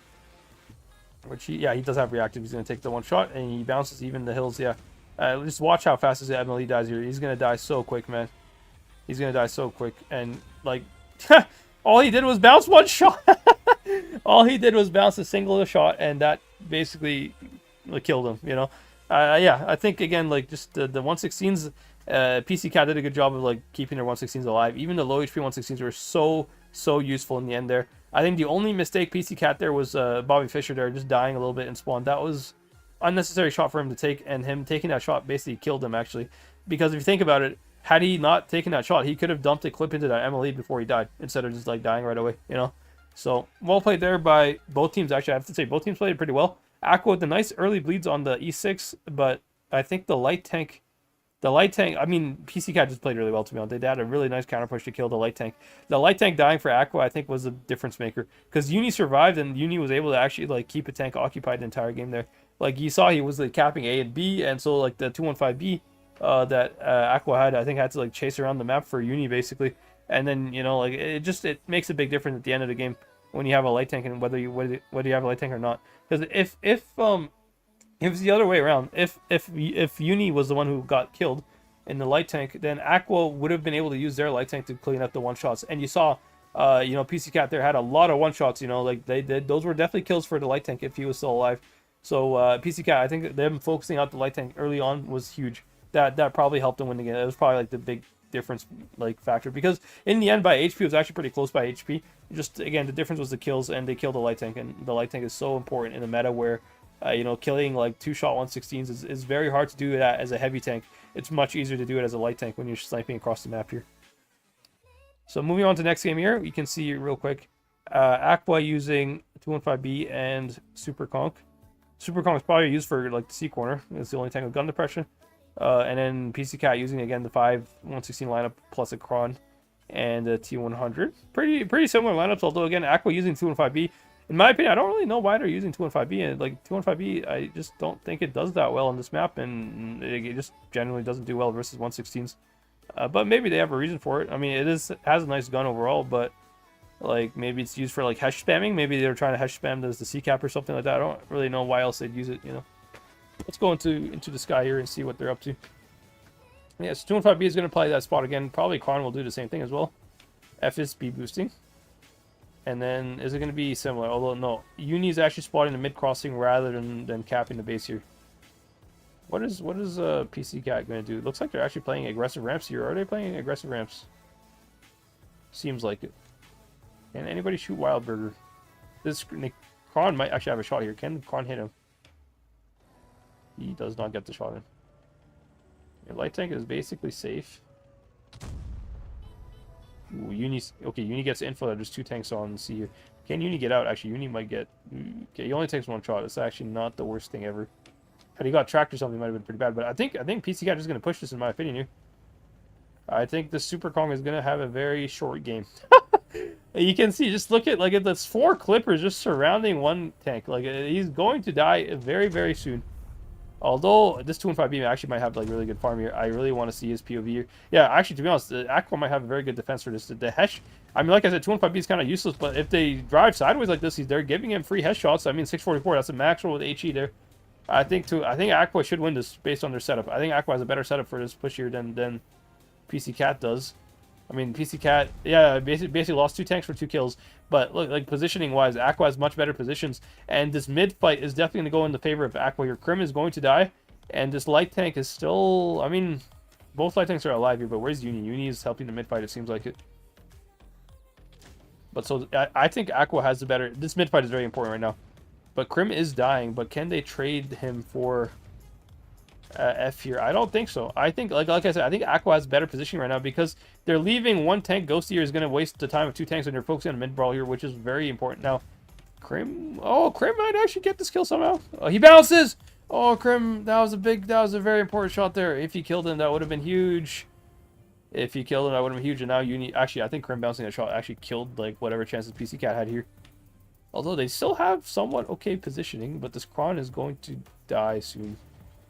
Nice track there, but yeah, Kron is definitely going to die on the side of PCCAT here. Now, again, Uni's kind of in a tough spot here. I really think that bounce shot on F was actually pretty big. That was a huge kill because now Uni, instead of Uni killing Zerd here, he has to go kill F, which F is making it easy for him by bouncing or missing the shot. Okay, Uni gets the kill, but like again, Uni's so out of position because of this kill here. Like he's just gonna get yelled by Light Tank. Oh wait, Light Tank choked the shot. Wait, maybe Uni could make a miracle happen here. Maybe he has a miracle up his sleeve here, but like yeah. I mean, Uni's in a very difficult spot here. Nice shot. Uni is, I mean, if the T100 low rolls, Uni might survive here. And he does not low roll. Okay. Yeah. Very close game. Well played, AQVA. I think AQVA actually, that 2-5B pick, I was kind of like picking it out initially, saying it's like usually not a good tank versus 116s. But, I mean, PCCAT kind of gave him free Hesh. I mean, getting another 644 max roll on Hesh. Like, this guy actually farmed a lot of damage. Well played, AQVA. Well-deserved win, I think. They played that game very well. I think them switching to the mid fight as well was a very good situation for them. Like they definitely, it was the right call. They left. I think they left Ghosty there to kind of waste time. I think Ghosty. Let's see how much he did actually. Yeah, Ghosty did a good job here. He did die, but he did a good job. So thumbs up to Ghosty there. I think he did the right play, staying behind, buying time for his team to win mid. And I mean, Krim, that bounce on F here was actually kind of huge. F could have died, and if F dies, then I think it becomes a 2v2 instead of a 2v3. Because if F dies, then Uni doesn't have to go kill the Kron. And if Uni doesn't have to kill the Kron, he kills Zerd. And if he kills Zerd, then it becomes a 2v2, which is a very winnable 2v2 for PCCAT, actually. It's a little bit unfortunate there. I think that bounce there was huge, actually. But overall, it does happen. Like you know, in this meta, a lot of bounces happen. The 116's gun is not that good. And the Kron, I mean, Kron should be an easy pen, but he might have just not had the gun depression to hit him, you know? That's another thing about the 116. It just has, like, no gun depression at all. So, in a face hug, if you are not able to see, like, the upper plate or whatever, and all he saw was, like, the turret of the Kron, that's basically unpennable for a 116. 116 can't do anything to pen that. So, it could have been a very difficult situation for, I don't know. I mean, he did have to rush his shot as well because, you know, he was a one-shot. He was about to die any second, so he had to get his shot out without really, like, taking his time to aim, you know? So I can't really blame him too much, but yeah, that shot was a pretty big one, actually. It could have definitely changed the game here, but we're 1-1. Now we're playing Vineyards, and AQVA does have the bad spawn of Vineyards, I believe. Yeah, so PCCAT does have the better spawn. Now let's see how AQVA approaches this. They're using a Hori, a light tank, triple Super Kong. Triple Super Kong seems to tell me that they're going to go mid. Again, like Super Kongs is very common for mid. I don't know where else you'd use Super Kongs. Definitely not in town, because Super Kong kind of sucks in town, actually. So AQVA, I'm fully expecting AQVA to play like stacked in the middle, like where the encounter cap is. PCCAT, on the other hand, I don't really know. They look like they're going to go Ruins, to be honest. They have the E6, the Kron, probably, which are going to play on the B cap, and then Double Lights will probably play Ruins, in my opinion, although I'm not 100% sure, actually. We'll see when we get into the game.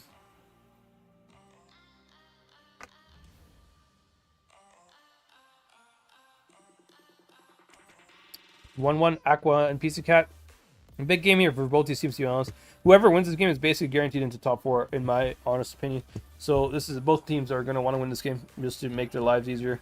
Although I think both teams will make top 4 anyways, actually. So I'm not that worried about any of them. They're both pretty safe, in my opinion. But let's see. Yeah, so PCCAT, like I said, they're sending more towards Ruins. It seems like it.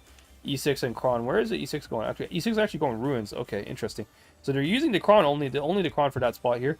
And I mean, AQVA, as I said, they're basically playing full mid here with Super Kongs. Look at, yeah, all three Super Kongs heading towards mid. They are sending Ghosty towards C here. Can anybody shoot Ghosty if possible? Maybe the Kron might actually be able to hit him. Ooh, Uni getting shot there, but he does get the reset on A actually, which is actually pretty big. Uni resetting A means AQVA or PCCAT should get the cap lead here because they're going to cap B. Uni does need to be a little bit careful though. I am a little bit worried for Uni because for all he knows, this jungle guy could just YOLO him. But I mean, Uni's safe. I don't think he has to worry too much. And I mean, ooh, PCCAT. Almari as well resetting C somehow. Not actually resetting C, but I mean, PCCAT actually has a advantage on C if they push C. Actually, they have a 2v1 here. Although F is unspotted, they don't actually know where F is, and F is, oh, Playmaker might have got himself in a bad spot here. Playmaker is definitely, yeah, I think AQVA has an advantage in town here. There's definitely going to be a town fight, 100% guaranteed town brawl here, because of course, I mean, Elmer, yeah, it's just a light tank and a 116 versus a 116 and a Hori. Hori, of course, has a huge advantage because it has reactive armor, you know. So in a town setting, I think, I mean, but I think Uni recognizes this, so he's sending more tanks towards town here to guarantee, because, like I said, it's going to guarantee the town fight here, because they can't just, like, leave Playmaker. Playmaker can't leave the town anymore. So once Playmaker is, like, spotted in town, he's basically forced to play aggressive in town, because they have to save him, essentially. Otherwise, it's going to be a free kill for AQVA. So it is 4v2 in town, although, like I said, to be honest, F wasting reactive. Ooh, okay. F wasting reactive is a problem, because he is, I guarantee you, PCCAT is going to YOLO for F, like, the second his reactor runs out. F is in a very bad spot here. I mean, they could kill Ghosty first, but what's going on the other side of the map here? Ooh, nice play from Wildburger. Taking the wide angles. They're forcing the Kron out of his position here. Kron, I'm just going to call him Nikita. He's Nikita. He's ASD or whatever. I think his actual name is Nikita, so I'll just call him Nikita. But Nikita over here is kind of in a difficult spot here. He's getting shot by the light tank. He's going to have to back down, and, I mean, this town fight is definitely going in the way of PCCAT, though. Like I said, PCCAT has a big advantage in town, and this whole wasting reactive probably means he's going to die here. And Almari, is he unspotted? Okay, he's spotted now, but good trade there. He might even be able to kill the Super Conk without anything. Yeah, Super Conk dies, and F here should die as well very soon. Going to be a one-shot for an AP roll there, F on 300. Now, going on, Crim's going to die on the other side of the map here, which is, I think it's okay for PCCAT right now. PCCAT does have the advantage because they have another kill in town here. Now, it's the Kron and Bobby Fischer here. Bobby Fischer needs to sacrifice his Kron and go to the other side here. He needs to not die. This is going to be a very big choice here. Can Bobby Fischer escape? He needs to start crossing now, man. If you don't cross now, you're not going to get the chance to cross later. So he needs to start crossing, although he is kind of safe, but... I mean, actually, he is safe. He is safe. I was a little bit worried for him, but I think he is safe. No, he's fine. It is 5v4 here, but PCCAT has the advantage, and Uni is pretty healthy with the light tank here. Wildburger and Uni build on similar HP actually, but I think Uni might be a 4-shot for Wildburger, whereas Wildburger might be a 3-shot for Uni actually. Or no, actually they're both 4 shots for each other. Okay, oh, Wildburger got trolled by the rock there. Unlucky. But yeah, both Uni and Elmer here should be hunting that Wildburger. He should be a kill. There's nothing behind them. And both tanks from AQVA should be spotted in mid here. So yeah, this guy's a free kill 100%. Yeah, like I think AQVA will win this, or PCCAT will definitely win this game here. Although, can Playmaker get the kill here on the Super Conk? If he can, it's huge. Can you pen him? Nice, he does have to pen. And then, yeah, this guy's on a long reload. And Playmaker is not even a one-shot anyways for him. So, well played by PCCAT. I was a little concerned at first, actually, with Playmaker's position in the town. Because Playmaker, like, I'll go ahead and... Actually, I'll show you the damage results after the game here. But, Playmaker definitely kind of overextended town here while he didn't have support. Now... Uni, I think, recognized this, and so he immediately went to go help him. But had AQVA also recognized this, they also could have rotated towards town, possibly, too. You know, like AQVA, I think, could have won this game if they realized they had a guarantee kill on Playmaker and could have just, like, stacked their tanks on town instead of stacking them in middle, you know? Those middle tanks, I think, didn't really have a lot of impact, in my opinion. Their Super Conks on AQVA didn't do a whole lot. I mean, Zerd did 800. Ghosty somehow did one shot. I'm not sure how Ghosty did one shot, actually. That's abnormal. 6... I don't know. I don't like really... pointing out the damage like problems here, but like you can't be shooting 6 times and doing 1 shot of damage. That is kind of hard to win games like that, you know.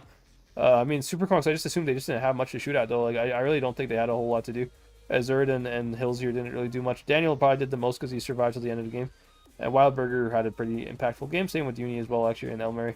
But yeah, well played. I think it's the light tanks from PCCAT though that carried this game. Light tanks definitely going around the map and helping the seaside was huge. I really think though if Aqua was able to rotate like a second or a third heavy even towards C, even in 3 versus 4, they could have held C much better than they did. Which they did actually rotate, but I think it was just too late. I think they rotated too late, and they kind of like missed out on the crossing nukes there. Because had Aqua had the super conk in town a little bit earlier, maybe those light tanks, like the Hori doesn't have to pull all the way back. Hori pulling back as well as the like they just gave the PCCAT easy rotation into town, like nuking them on the crossing towards town. That's the only way you can make the fight close in town if you have like a disadvantage by numbers, is if you get in the early nuke in, and they didn't really do that with the Aqua's position. They played too far back. They didn't even spot the light tanks. Actually, the light tanks just kept bleeding them over distance. You saw that kind of was a super conk there and El Mary, I think, at that engagement. So well played by PCCAT, I have to say. Aqua, I mean, it wasn't horribly played by Aqua, but I think they could have like played it slightly differently. Now, moving on to second spawn here. Now, Aqua does have the better spawn of Vineyards in this game here. They are basically using the same lineup that PCCAT was using, except they're using double Kron here instead of an E6. So, in my opinion, double Kron seems to tell me right away that they're going to send... in my opinion, they should stack both Krons directly on the B cap, and they're probably going to split up their 116s throughout the map and use their double lights for info spotting. But let's see what they're doing here. I mean, I'm very sure that the Krons are going to go towards the B cap. That's the only place they can really play, to be fair. Where's the second Kron? Oh, yeah, there he is. Yeah, Hills and F here heading towards B.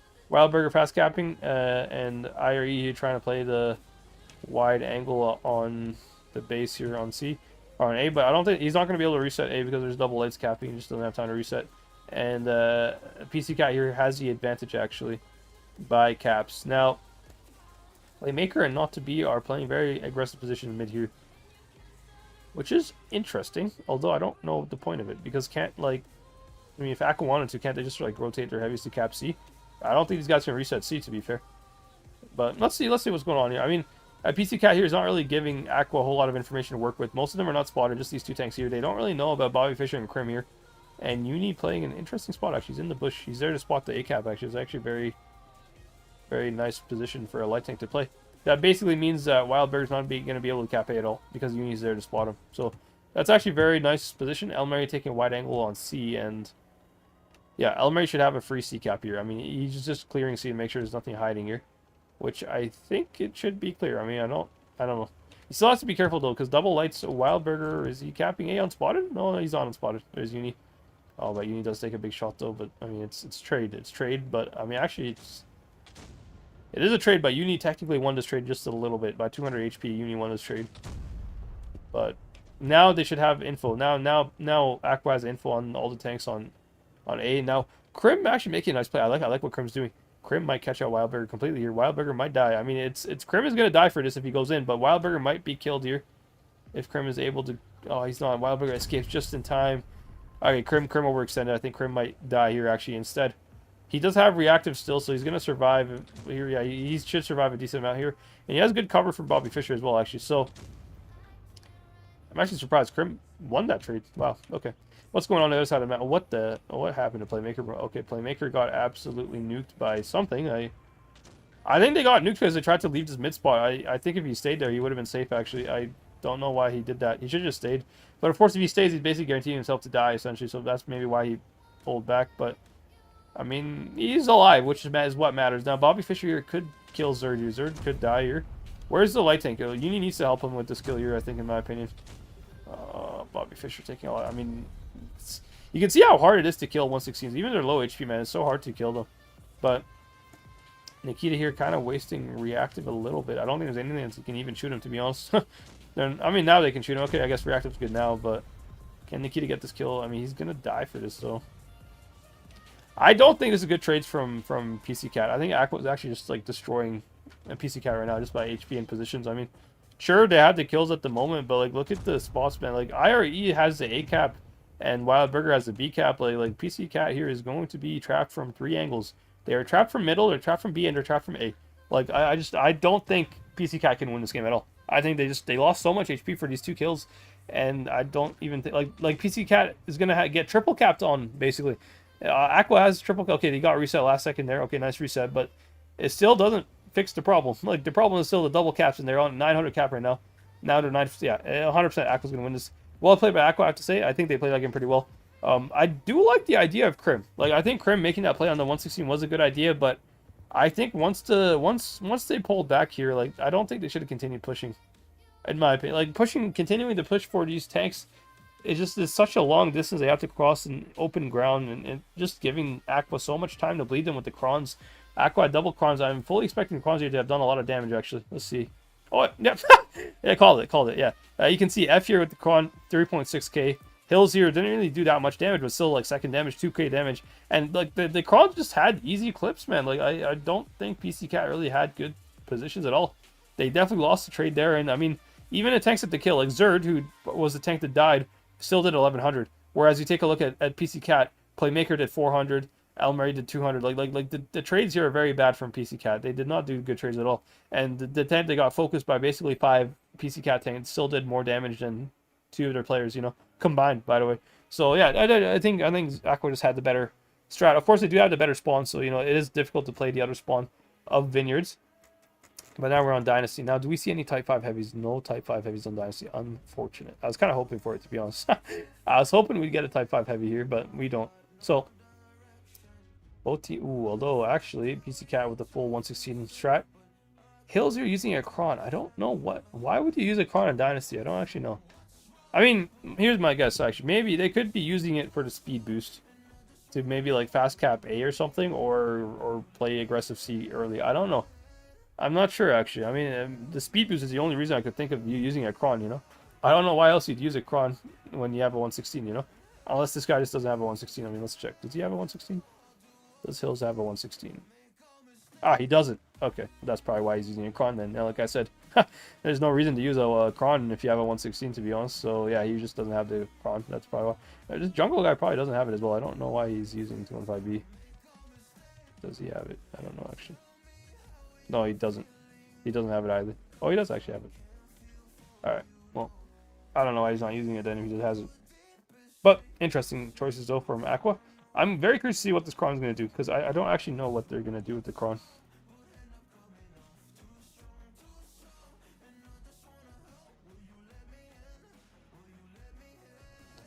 Alright, let's go into the sky. Where is the Kron? Yeah, speed boost, yeah. I kind of called it. Like, the only reason you'd use the Kron is for speed boost, but, like, where do you need to speed boost on this map? I mean, it's a very small map anyways. I don't really know what is so valuable for you speed boost to. Now, Uni using a light tank, by the way. Light tank on this map is kind of unheard of. Not really unheard of, but, like, most teams don't really use light tanks. Now, Uni's going to fast cap A here, whereas the rest of PCCAT team is playing on C, so it's going to be a C brawl for sure. Now, PCCAT, I like their positioning here. They're stacking the corner. Like, the red line, they have 4 tanks in red. Oh, Bobby Fischer, what the hell happened to you? Bobby Fischer, did he just drove into the wall, man. It could have ended very bad here. Now, Krim is getting killed here, although Krim should escape. I mean, maybe not escape, but he should survive, like, for at least another shot here. Now, Uni is just in a 1v1 with this guy here, although Uni definitely does not have the advantage in this. Uni's going to get absolutely nuked here. Uni is not going to win this fight at all. Nice shot there from Daniel. Yeah, the light tank getting completely destroyed by a 116, to be honest. I don't even think Uni can leave without eating, like, another shot to me. Uni's, like, screwed. So, PCCAT, though, and a nice play to kill the 215B. Like I said, 215B is just such an easy, like, focus nowadays. Like they're just gonna, they literally drive past, like, everybody else and go for him. He's gonna be an easy kill, and Krim did die already, but, I mean, by HP, it's equal by HP, but I feel like AQVA has better positions, in my opinion. I mean, sure, by tanks is, like, equal fight, but I think AQVA, like, Bobby Fischer is much easier killed than anybody from AQVA is right now. Like Wild Burger can just pull back and get safe here. And, I mean, can Bobby Fischer survive? I don't think he can. I think he's going to die. And Larry just has to ignore Daniel. Daniel has a whole clip behind him here. I think AQVA's going to win this game. Very well played by AQVA, I think. But I have to say, I don't know why... This light tank pick from Uni, I think, like, is the reason why AQVA has such an easy brawl here. I mean... The AQVA, I mean, PCCAT by lineup, in my opinion, had a better lineup with the 116 compared to the 215B, but this light tank just kind of, like, is more of a paper tank than the 215B is, you know? Like, you saw how easy the 215B was to kill, but the light tank was even easier, you know? They sent only 1 tank to deal with the light tank, and he just, like, lost all his HP. He couldn't do anything. Now, it is still somewhat of a close game, but just by HP, it's not really that close. I mean, can Uni kill Wild Burger? Oh, he doesn't. Wild Burger running a single shot, bro. He is running... Okay, AQVA running a single shot, 116s. Interesting. Okay. I actually saw a couple of teams try doing this on EU server for some reason. I saw this before. So basically the idea actually with AQVA strat is they send in, like if they're pushing something, they'll send in the Clipper 116s, the ones with the like the 3-shot autoloader. They'll send them in first to die basically because those have like low DPM but they have high nuking potential. So you send those ones in, and then the single shot 116s are the ones playing like almost like tank destroyers. They play kind of in the back of the map. They just have higher DPM. That's the only reason they'd use a 116. Although from what I've seen so far, usually this tactic doesn't work. Although maybe it worked. I mean, it worked this game, but I don't know if it worked this game because of like them using it or just because like PCCAT had a light tank that was basically useless. I mean, where's Uni here? I mean, Uni did 2k damage, but it's like 2k damage into useless tanks. Daniel's like clip was like, look at that. Yeah, Daniel dumped the clip into Uni, and then later reloaded, ignored Uni, left him on like a one-shot basically, and went to the fight and just like full dumped into Elmary later. You know, like Daniel was much more useful damage than Uni. Uni here just had to like play distance and like farm from like long range of distance. And I think he just didn't work well for him. So I think AQVA won this game kind of by lineup a little bit. To be fair, I think it was well played as well individually. Like for sure, Daniel played pretty well actually against Uni there, but I mean Uni kind of made AQVA's push a lot easier because they had a light tank that was virtually useless. So well played. We are on match point now for AQVA, so this is a pretty big game here. Can PCCAT force a tiebreak? I would love to see a tiebreak here. Low-key rooting for them to get a tiebreak. I would love to see a tiebreak for the stream. Two heavyweights of the EU server here. AQVA and PCCAT, both very good teams. Probably like one of them has a high chance of actually winning the entire season, to be honest. So we'll see how it goes, but let's take a look at the lineup again. AQVA here sticking with the Kron choice. I mean, it worked for them last game, but they have full heavies here. No 215B, which I think is better. I do like this lineup better from AQVA than the 215B. And then, yeah, PCCAT, basically the same thing. 6 116s on 113, though. So the only difference is the 113 versus the Kron. Now, 113 does have better DPM than a Kron, actually. So if Uni is able to use the DPM and farm from a long range of distance, you know, 113 has pretty good heat pen as well. It can actually pen the 116 pretty easily in the turret. So that's why some teams might use a 113 just because of the heat pen. It is very good against 116. It's a good counter for the 116 if you slow the game down and you just like farm with your DPM and stuff. However, if you get focused by 116, the 113 dies a lot faster than a Kron. At least a Kron can dump a clip if he gets focused, whereas a 113 is going to die like doing 2 shots or something, you know.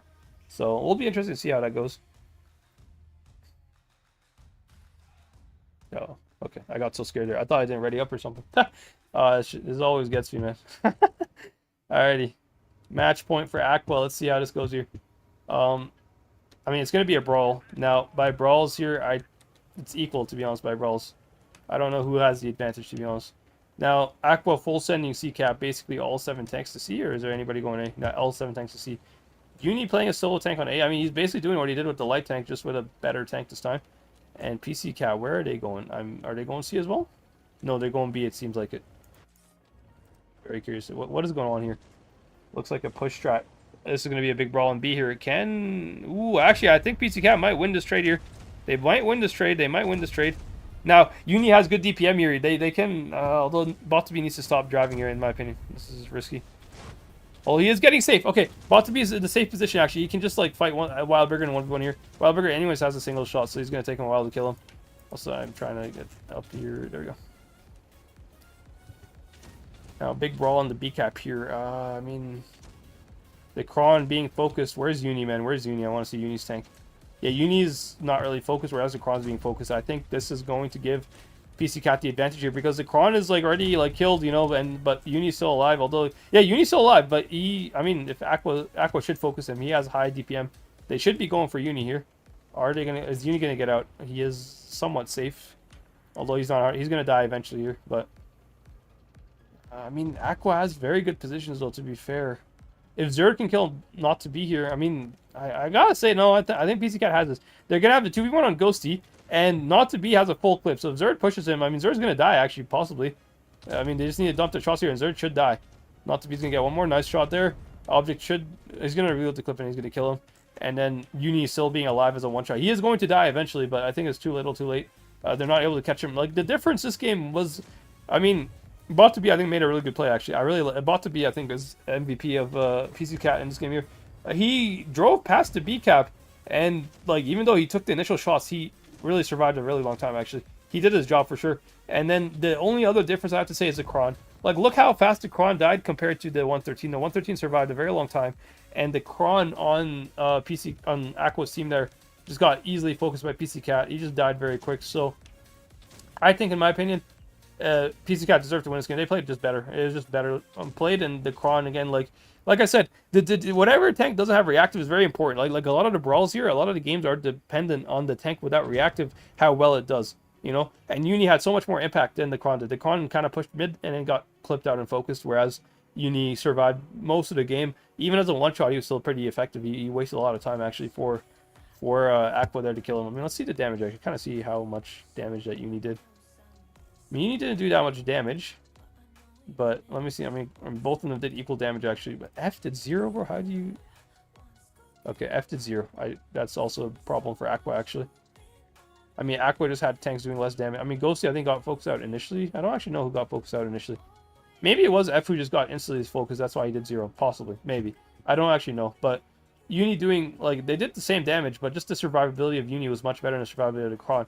So it's not so much about the damage, just about the time that they bought for their team. And Uni definitely bought a lot more time for his team than the Kron did. So we are on tiebreaker. That's what I love to see. I was really hoping for tiebreaker, and I'm really happy we have one. Very, very nice set we have on our hands here. I was fully expecting the set to be a good set. I'm very happy about it. Now, let's take a look at the lineups here. Now, we have AQVA here with double Hori. Okay. Double Hori on Port Bay is, I mean, it's risky. Okay, not as, okay, now one Hori only. It's not as risky anymore, actually. It's not too bad. Now, both teams have very similar lineups here. However, PCCAT does have the advantage of having... I mean, it's not really an advantage if you think about it, actually. They have, it's a pretty equal fight, actually. The Hori, though, might kind of be forcing AQVA to play more towards the town, because Hori is not so good on C-Cap, to be honest. But they could play the Hori to pre-aim the C crossing. That's also something else they could do with the Hori and just have him like be like super passive, actually. That also works with the Hori. So AQVA could go C with this still, I think, in my opinion. So this could be a C brawl, or it could be a town hold from both teams. I have no idea what we're going to get here. I'm very curious to see. Let's make sure we're ready. Yeah, we did ready. Nice. Tiebreaker match. And also, Port Bay is a pretty symmetrical map, actually. So there's no big spawn differences, to be fair. It's very symmetrical. So it's a good tiebreak map, I think, in my opinion. We'll see. Whichever team wins this will obviously have a good chance to make it top 4. So both teams are going to be wanting to win this tiebreaker here between the two heavyweights of EU at the moment. Both teams on 3 wins each. So whoever wins is going to get 4. And I'm very curious to see where AQVA plays this Hori. In my opinion, like they could go C still if they really want to. Are they going to go C? They are not going to go C. Okay. Now, is APA going to go C? APA is... Okay, yeah. APA seems like Uni read the lineup here. Yeah, this Hori pick, like I said, it kind of makes it pretty obvious that AQVA's going to go town, in my opinion. So Uni here, sending just a couple tanks towards C. He's going to go C himself here. 1v1 with Wildburger. I mean, both lights are... Damn. Balls of steel, I really got to say, on both these teams. Both these light tanks fully went towards, like, C, like, not knowing whether, like, the enemy team is full sending or not, you know? I mean, Uni's pretty confident, I think, with the Hori. Just the Hori. I mean, yeah. AQVA here is going to start pushing. I really want to spectate this. Let's see what's going to go on here. Daniel pushing towards the coal pile here. It's a good position, actually. Although I don't think he has gun depression to actually kill... I mean, Bobby Fischer might be a kill here. Okay, I mean, they could lead this over time, to be honest, I think. Although both Bobby Fischer... Like, there's a rock behind this fence here. I don't know if you guys can see it. But you see this, like, rock right here? This rock is kind of keeping Bobby Fischer alive right now.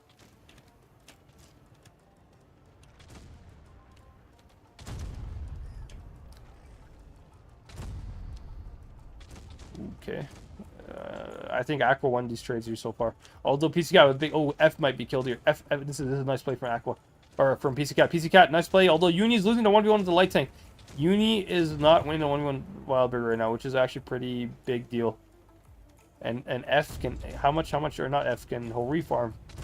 Hori can farm a lot of damage here. Maybe it's dual for AQVA still. I mean, AQVA has the kill and object here, but I think PCCAT just has the better trades at the moment. PCCAT has their tanks like more ready in positions for brawling, whereas AQVA has a Hori in the back of the map, and light tank as well. That's kind of... I mean, light tank is doing good damage, to be fair. This is a very close game, actually. It could go either way. Very close. 5v5, 7k HP. This game's going to the wire here. But Zerd is definitely going to die here at any second. Now, Krim here... The advantage that PCCAT has here is that Krim can survive much longer than Zerd can. Zerd is going to die. And, I mean, Wildburger is kind of trapped between Uni and Krim here, although Wildburger is playing it pretty well. Uni's, like, trying his best here to block him. Nice shot from Krim! Huge shot. Can he get the kill? If he doesn't get the kill. Okay, but... I still think PCCAT has the advantage, although it's very close, and the Hori's finally getting into the fight here. Ghosty's coming into help. Okay, actually, the 2v2 is going to... AQVA should win the 2v2 here with Ghosty. Ghosty is a lot more healthy, although Krim has a full clip. Which could change the game. Oh, Krim missing the shot there on the 116. So Uni's going to die here. Uni just has to get a shot out into this guy here. Can he get the shot? He does not even get the shot. Oh, this is very close. Very, very, very close. Now, Krim could... Can he kill Ghosty here? If he can kill Ghosty, maybe he's doable, but... okay, yeah, 2v2 went their way. Oh, I think actually AQVA ended up winning this game. Wow. Very interesting.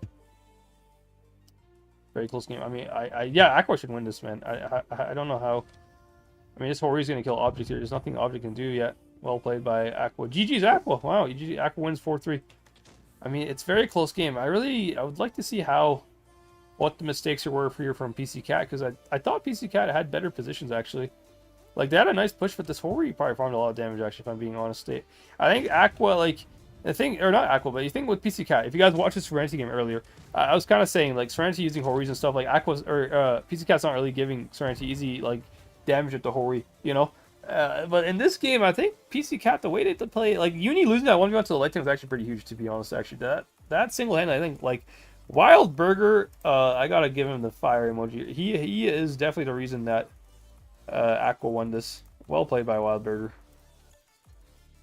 Wild Burger winning the 1v1 with Uni is like the sole reason why AQVA won this game. I think that's like the biggest thing. Now, I'm not sure what Uni did to lose the 1v1. He might have bounced like a shot or something, but it's very small margins when you have like a 1v1 with a light tank like that. It's so important to win your 1v1. And you can see how close this game was solely decided by the light tank being alive from AQVA, because that light tank being alive got Uni killed, and Uni dying basically got Krim killed. So like they lost the 2v2 in that spot there just because of the light tank being low HP. That is the biggest like problem that PCCAT had in this game here. So very, very well played by both teams. I think it's very small margins. You can see how small the margins are for error. And F again doing 300, bro. F is not having a good time in this tank. I think he did like 0 as well, like the last Dynasty game. But at least his team won the game, so he can't be too upset. Playmaker also not really doing a whole lot of damage this game either. Not actually sure exactly how he got killed so easily. I mean, he was part of the... I guess he was one of the guys that was pushing or getting pushed on, but still. And in a 160 meta, you always want to do at least like 3 shots at your clip before you die. That's like the minimum, essentially, in my opinion. If you do anything less than 3 shots, it's a little bit of a you know, like, yeah, you can get unlucky bounce here and there, but like doing less than 3 shots consistently is kind of bad. It puts a big like burden on your team, essentially. It's very hard for your team to recover this kind of damage if you die very easily. But overall, very nice play, or very nice games today. Okay, let me go ahead and check the what's it called?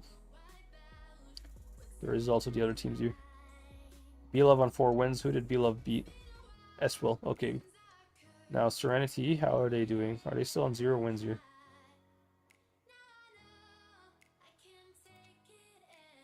They lost to Demo. Okay. What about it? Yeah, so BPS. Who did BPS lose to? BPS is actually not doing too well. Okay, BPS won. Okay, never mind. I was like, yeah, if they lost, they're in trouble. BPS on 2 points, actually, just hasn't updated yet. So BPS on 2 points. S-Will on 1 point. Demo, I think, should be on 2 points as well. Yeah. So BPS, did BPS fight Demo, though, yet? In tiebreak? No, they did play on the last day. Okay. So BPS versus Demo might actually be a very huge game here, because this might decide which team is going to be top 4, essentially. S-Will, I think S-Will losing to B-Love. I mean, it's not a huge issue, but S-Will, if they want to make top 4, they have to win every game from now on. They have to beat SDQ1. They have to beat BPS. This is a must-win game between BPS, and they need to beat Serenity as well. Serenity's kind of at the bottom of the scoreboard here. I mean, Serenity, do they have any chances? I mean, no. I don't think Serenity can make top 4 anymore. Serenity's basically out. They lost every game. 3 points is generally not enough to make top 4. So, I mean, basically Demo is like 1 win away from getting 3 points anyways, and Demo has the head-to-head versus Serenity. So I think Serenity just, yeah, no chance for Serenity in my opinion at all. So it's going to be between Demo, BPS, S-Will. I mean, S-Squad won as well. They also have no chance as well in my opinion. So both these teams with 0 points, no chance at all. So basically top 6 is essentially decided at this point. BPS, S-Will, Demo. One of these 3 teams will probably join PCCAT, AQVA, and B-Love. Although AQVA losing their game today Oh no, actually they won. I mean, sorry, not AQVA. Yeah, PCCAT actually should be still pretty safe. But yeah, PCCAT losing their game today. Who do they have to play still? PCCAT. Ooh, okay. I mean, PCCAT actually has very difficult games. The next 3 games they have to play are not easy games, actually. They have BPS, B-Love, which is like undefeated at the moment, and then Demo as well, which is kind of fighting for their lives, which is going to give them a good fight here. But PCCAT did beat all the weaker teams below them at the moment. They got the 2 free wins on SQD1 and SNTY as well. Well, they did get that win as well, which is kind of important for them, actually. That means they should be pretty safe in terms of tiebreaker for top 4. However, if PCCAT loses every single game from now on, which is possible, they could lose every single. They could be out of top 4. So PCCAT definitely not safe yet. I think AQVA and B-Love are safe in top 4. So good sets so far. I would be very interested to see how PCCAT does in the next tournament tomorrow. But overall, we had some very nice games here. And also, let me go ahead and check challenges as well real quick. See how challenges went. I know that was my team that lost, but let's see how the other teams have done.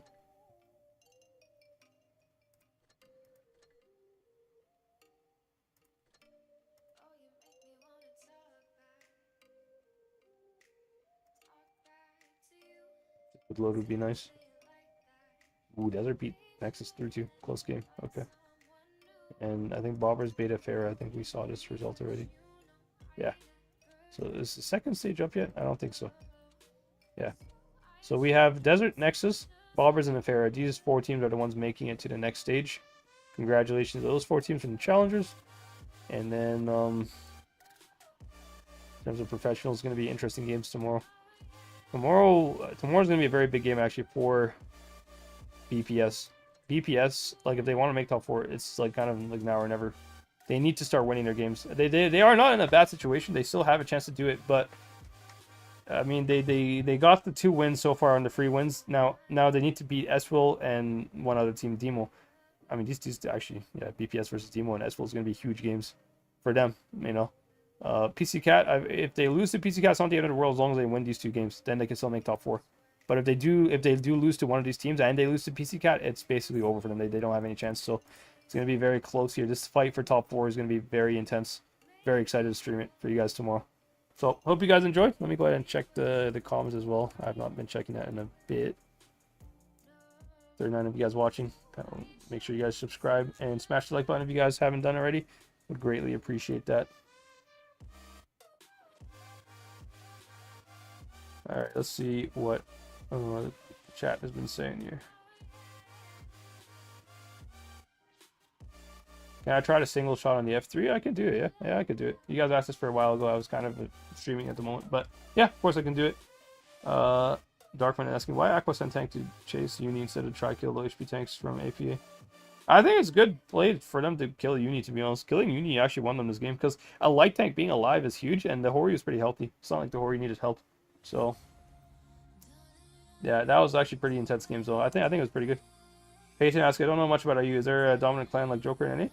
I mean, in NA usually it's my team and Joker. We're the most dominant teams on NA. Usually we're always like top 2.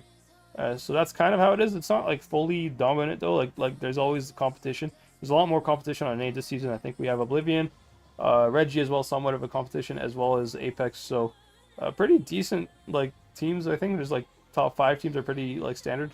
Every other team is kind of a little bit behind in my honest opinion, but you know, you never know. Like tournaments, you can't always predict tournaments. You can always go differently than what you predict. You know, that's the whole point of playing a tournament.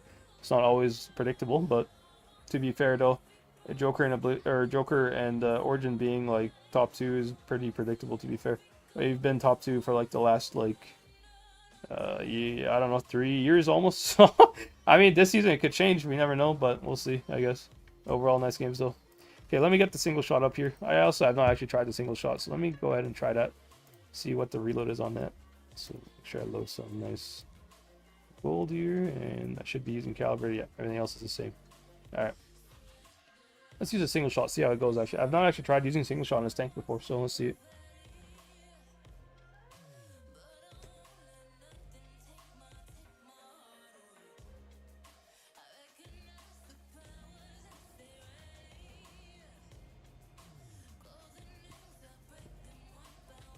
I do have, bro, single shot has an 11-second reload. I don't know. Is this really like that much better DPM? I don't actually think this is a very good DPM. It's almost a 12-second reload with a single shot. I mean, what's the alpha on it? I mean, maybe the alpha will actually make it worth it, but I mean, that's basically the same as like loading your third shot essentially in that autoloader. Like, I think the autoloader is just better in general than the single shot in every way, but let's see. I mean, maybe it's, I know it's going to be a little bit higher DPM, yes, but is it going to be that much worth it? I don't know. Where's the enemy team, bro? They should be on the, oh yeah, there's one of them. Okay, nice. I don't know how he hits that. So I should have had adrenaline, actually. I just realized I should be using adrenaline if I'm using a single shot. Okay, our mediums are... Okay, I'm gonna have to just react and get out of here.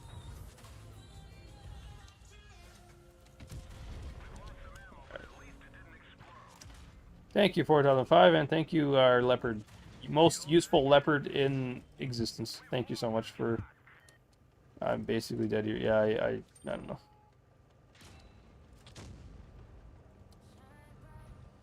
Yeah, I could survive maybe if these guys like let me back out. Although if they're smart, this pawn should not let me back out at all. If he's smart. He did let me back out. The mistake on his part also. What the hell is 4.5 doing, bro? 4.5 suiciding into leopard. Okay. Interesting. I mean, he had very good position actually. I don't know why he did this.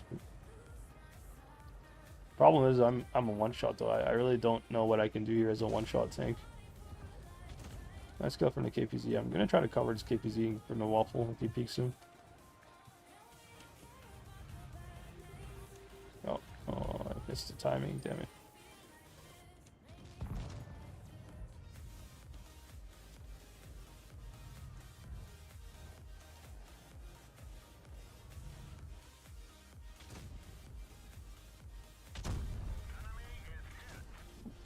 Close. I was kind of cutting it close there, but you get the shot, which is actually a pretty big shot on this guy. Actually, do I have reload on him? I don't think I do. I don't want to risk peeking him and just get him killed. I mean, the TVP being low HP and not YOLOing me is actually really useful for me, at least. Can I side script and get a shot on this TVP? Would be huge. Or to Kron. Come on, TVP, give me a shot here. Oh. There's a big shot there. Okay, nice. I think actually I have a pretty good situation here. Again, bro, this grill could just push in would be huge for me because like I need this waffle to die actually. Just gonna pre-aim his like left here. I really need this waffle to peek. If he peeks and dies, it's gonna make my life a lot easier actually. This grill not pushing into is kind of not good for me.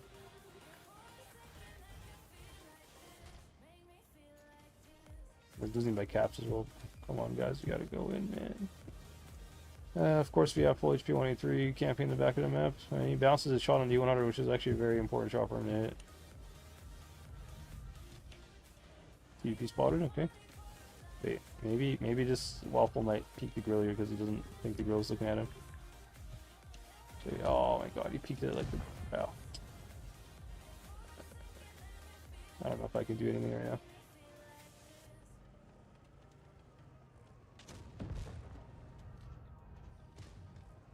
Maybe I can kill this tortoise. It's like all I can do. Yeah. Thank you, 183, for being very useful, man. Wow. Most useful 183 player. Same with our leopard. I don't know. We had like early bad team action. I don't like blaming the team too much, but I gotta say, I mean, I definitely bleeding that much for me at least didn't help my. Okay. Okay, wait. If I can avoid dying to this guy, maybe it's doable.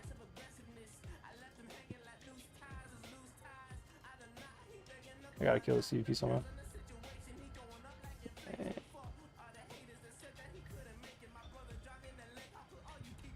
Right, come on. Right. You just hit the whole time. I don't like the single shot. What's even the alpha in the single shot, bro? I really don't like the single shot. I think the autoloader is just so much better. I mean, I did okay damage considering I got nuked so early on, but... What is the alpha? Yeah, 490 alpha instead of, what, 420? I don't know. I don't know if that's worth it, to be honest. For me, it doesn't seem worth it at all, actually, but I'll give it another try. So let's check the chat real quick as well.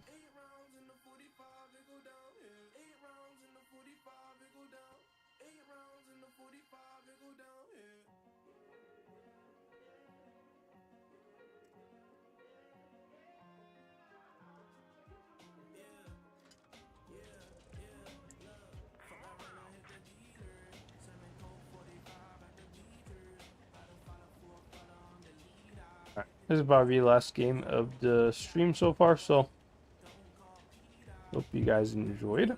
I might do a giveaway on my Discord actually, guys, with the battle pass and stuff like that. I know I said I was gonna possibly do it. I'm gonna get the confirmation if Wargaming will be letting me give away some stuff. But if they do, don't join my Discord. I'll make an announcement for the giveaway for the battle pass and stuff like that. I'll do it on my Discord just after I end the stream here. So, hey, 434, bro. I don't know. This is like I really can't justify the single shot being good. Like. I would have got the same roll with like the autoloader, except I would have like dumped this STRV now. Like, I just don't see how this is worth it at all. I'm not gonna actually waste reactive yet. I really don't want to like waste reactive yet until I'm like actually being like full sent on. Do I have team? Okay, now I gotta use reactive at this point. Where is my teammate? Teammates, guys, you guys exist or not? Okay, wait, let me see if I can HE this girl here. I mean, the only benefit of a single shot is it's actually a much more accurate gun than the autoloader, but I gotta keep backing up. I might have just killed myself here. I don't know if I have to reverse speed to back out of this. Okay, we're alive. We're alive somehow. Is this grill on the outside? Or, yeah, he's on the outside. Okay, maybe I can use this corpse here. Ah, I still died. Yeah, I mean, I don't think my team can ask much more from me. I did everything I could. I really feel like the autoloader would have been a better tank to have in that situation though. I don't think the single shot is good at all, in my opinion. I'm sure it has better DPM, the gun's more accurate, it's a little bit better in some ways, but I just don't think it's that good. Like,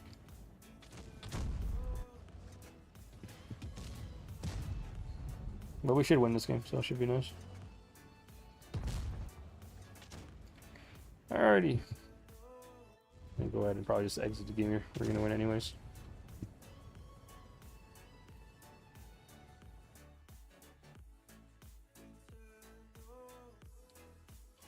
Alrighty, guys. Well, thank you guys for watching. Really enjoyed streaming. Can't wait to stream tomorrow. Will be some good games tomorrow. I don't really know who else stream yet, so I'll let you guys know. But yeah, hope you guys enjoyed. And again, if you did, make sure you guys smash the like button if you haven't already, and make sure you guys are subscribed as well. Also, if you guys want some giveaway stuff, join my Discord. I'll probably do a giveaway on my Discord, although I'm not 100% sure. I'll ask Wargaming first, basically, if I'm allowed to give away some stuff. But if I am, then I'll definitely make a giveaway on my Discord, so you can always join there. I'll make an announcement there, so it'll be easy for everyone to see. You don't really need any rolls or anything like that. But yeah, hope you guys enjoyed. I definitely did. And I guess I'll see you guys in the next one. Peace out.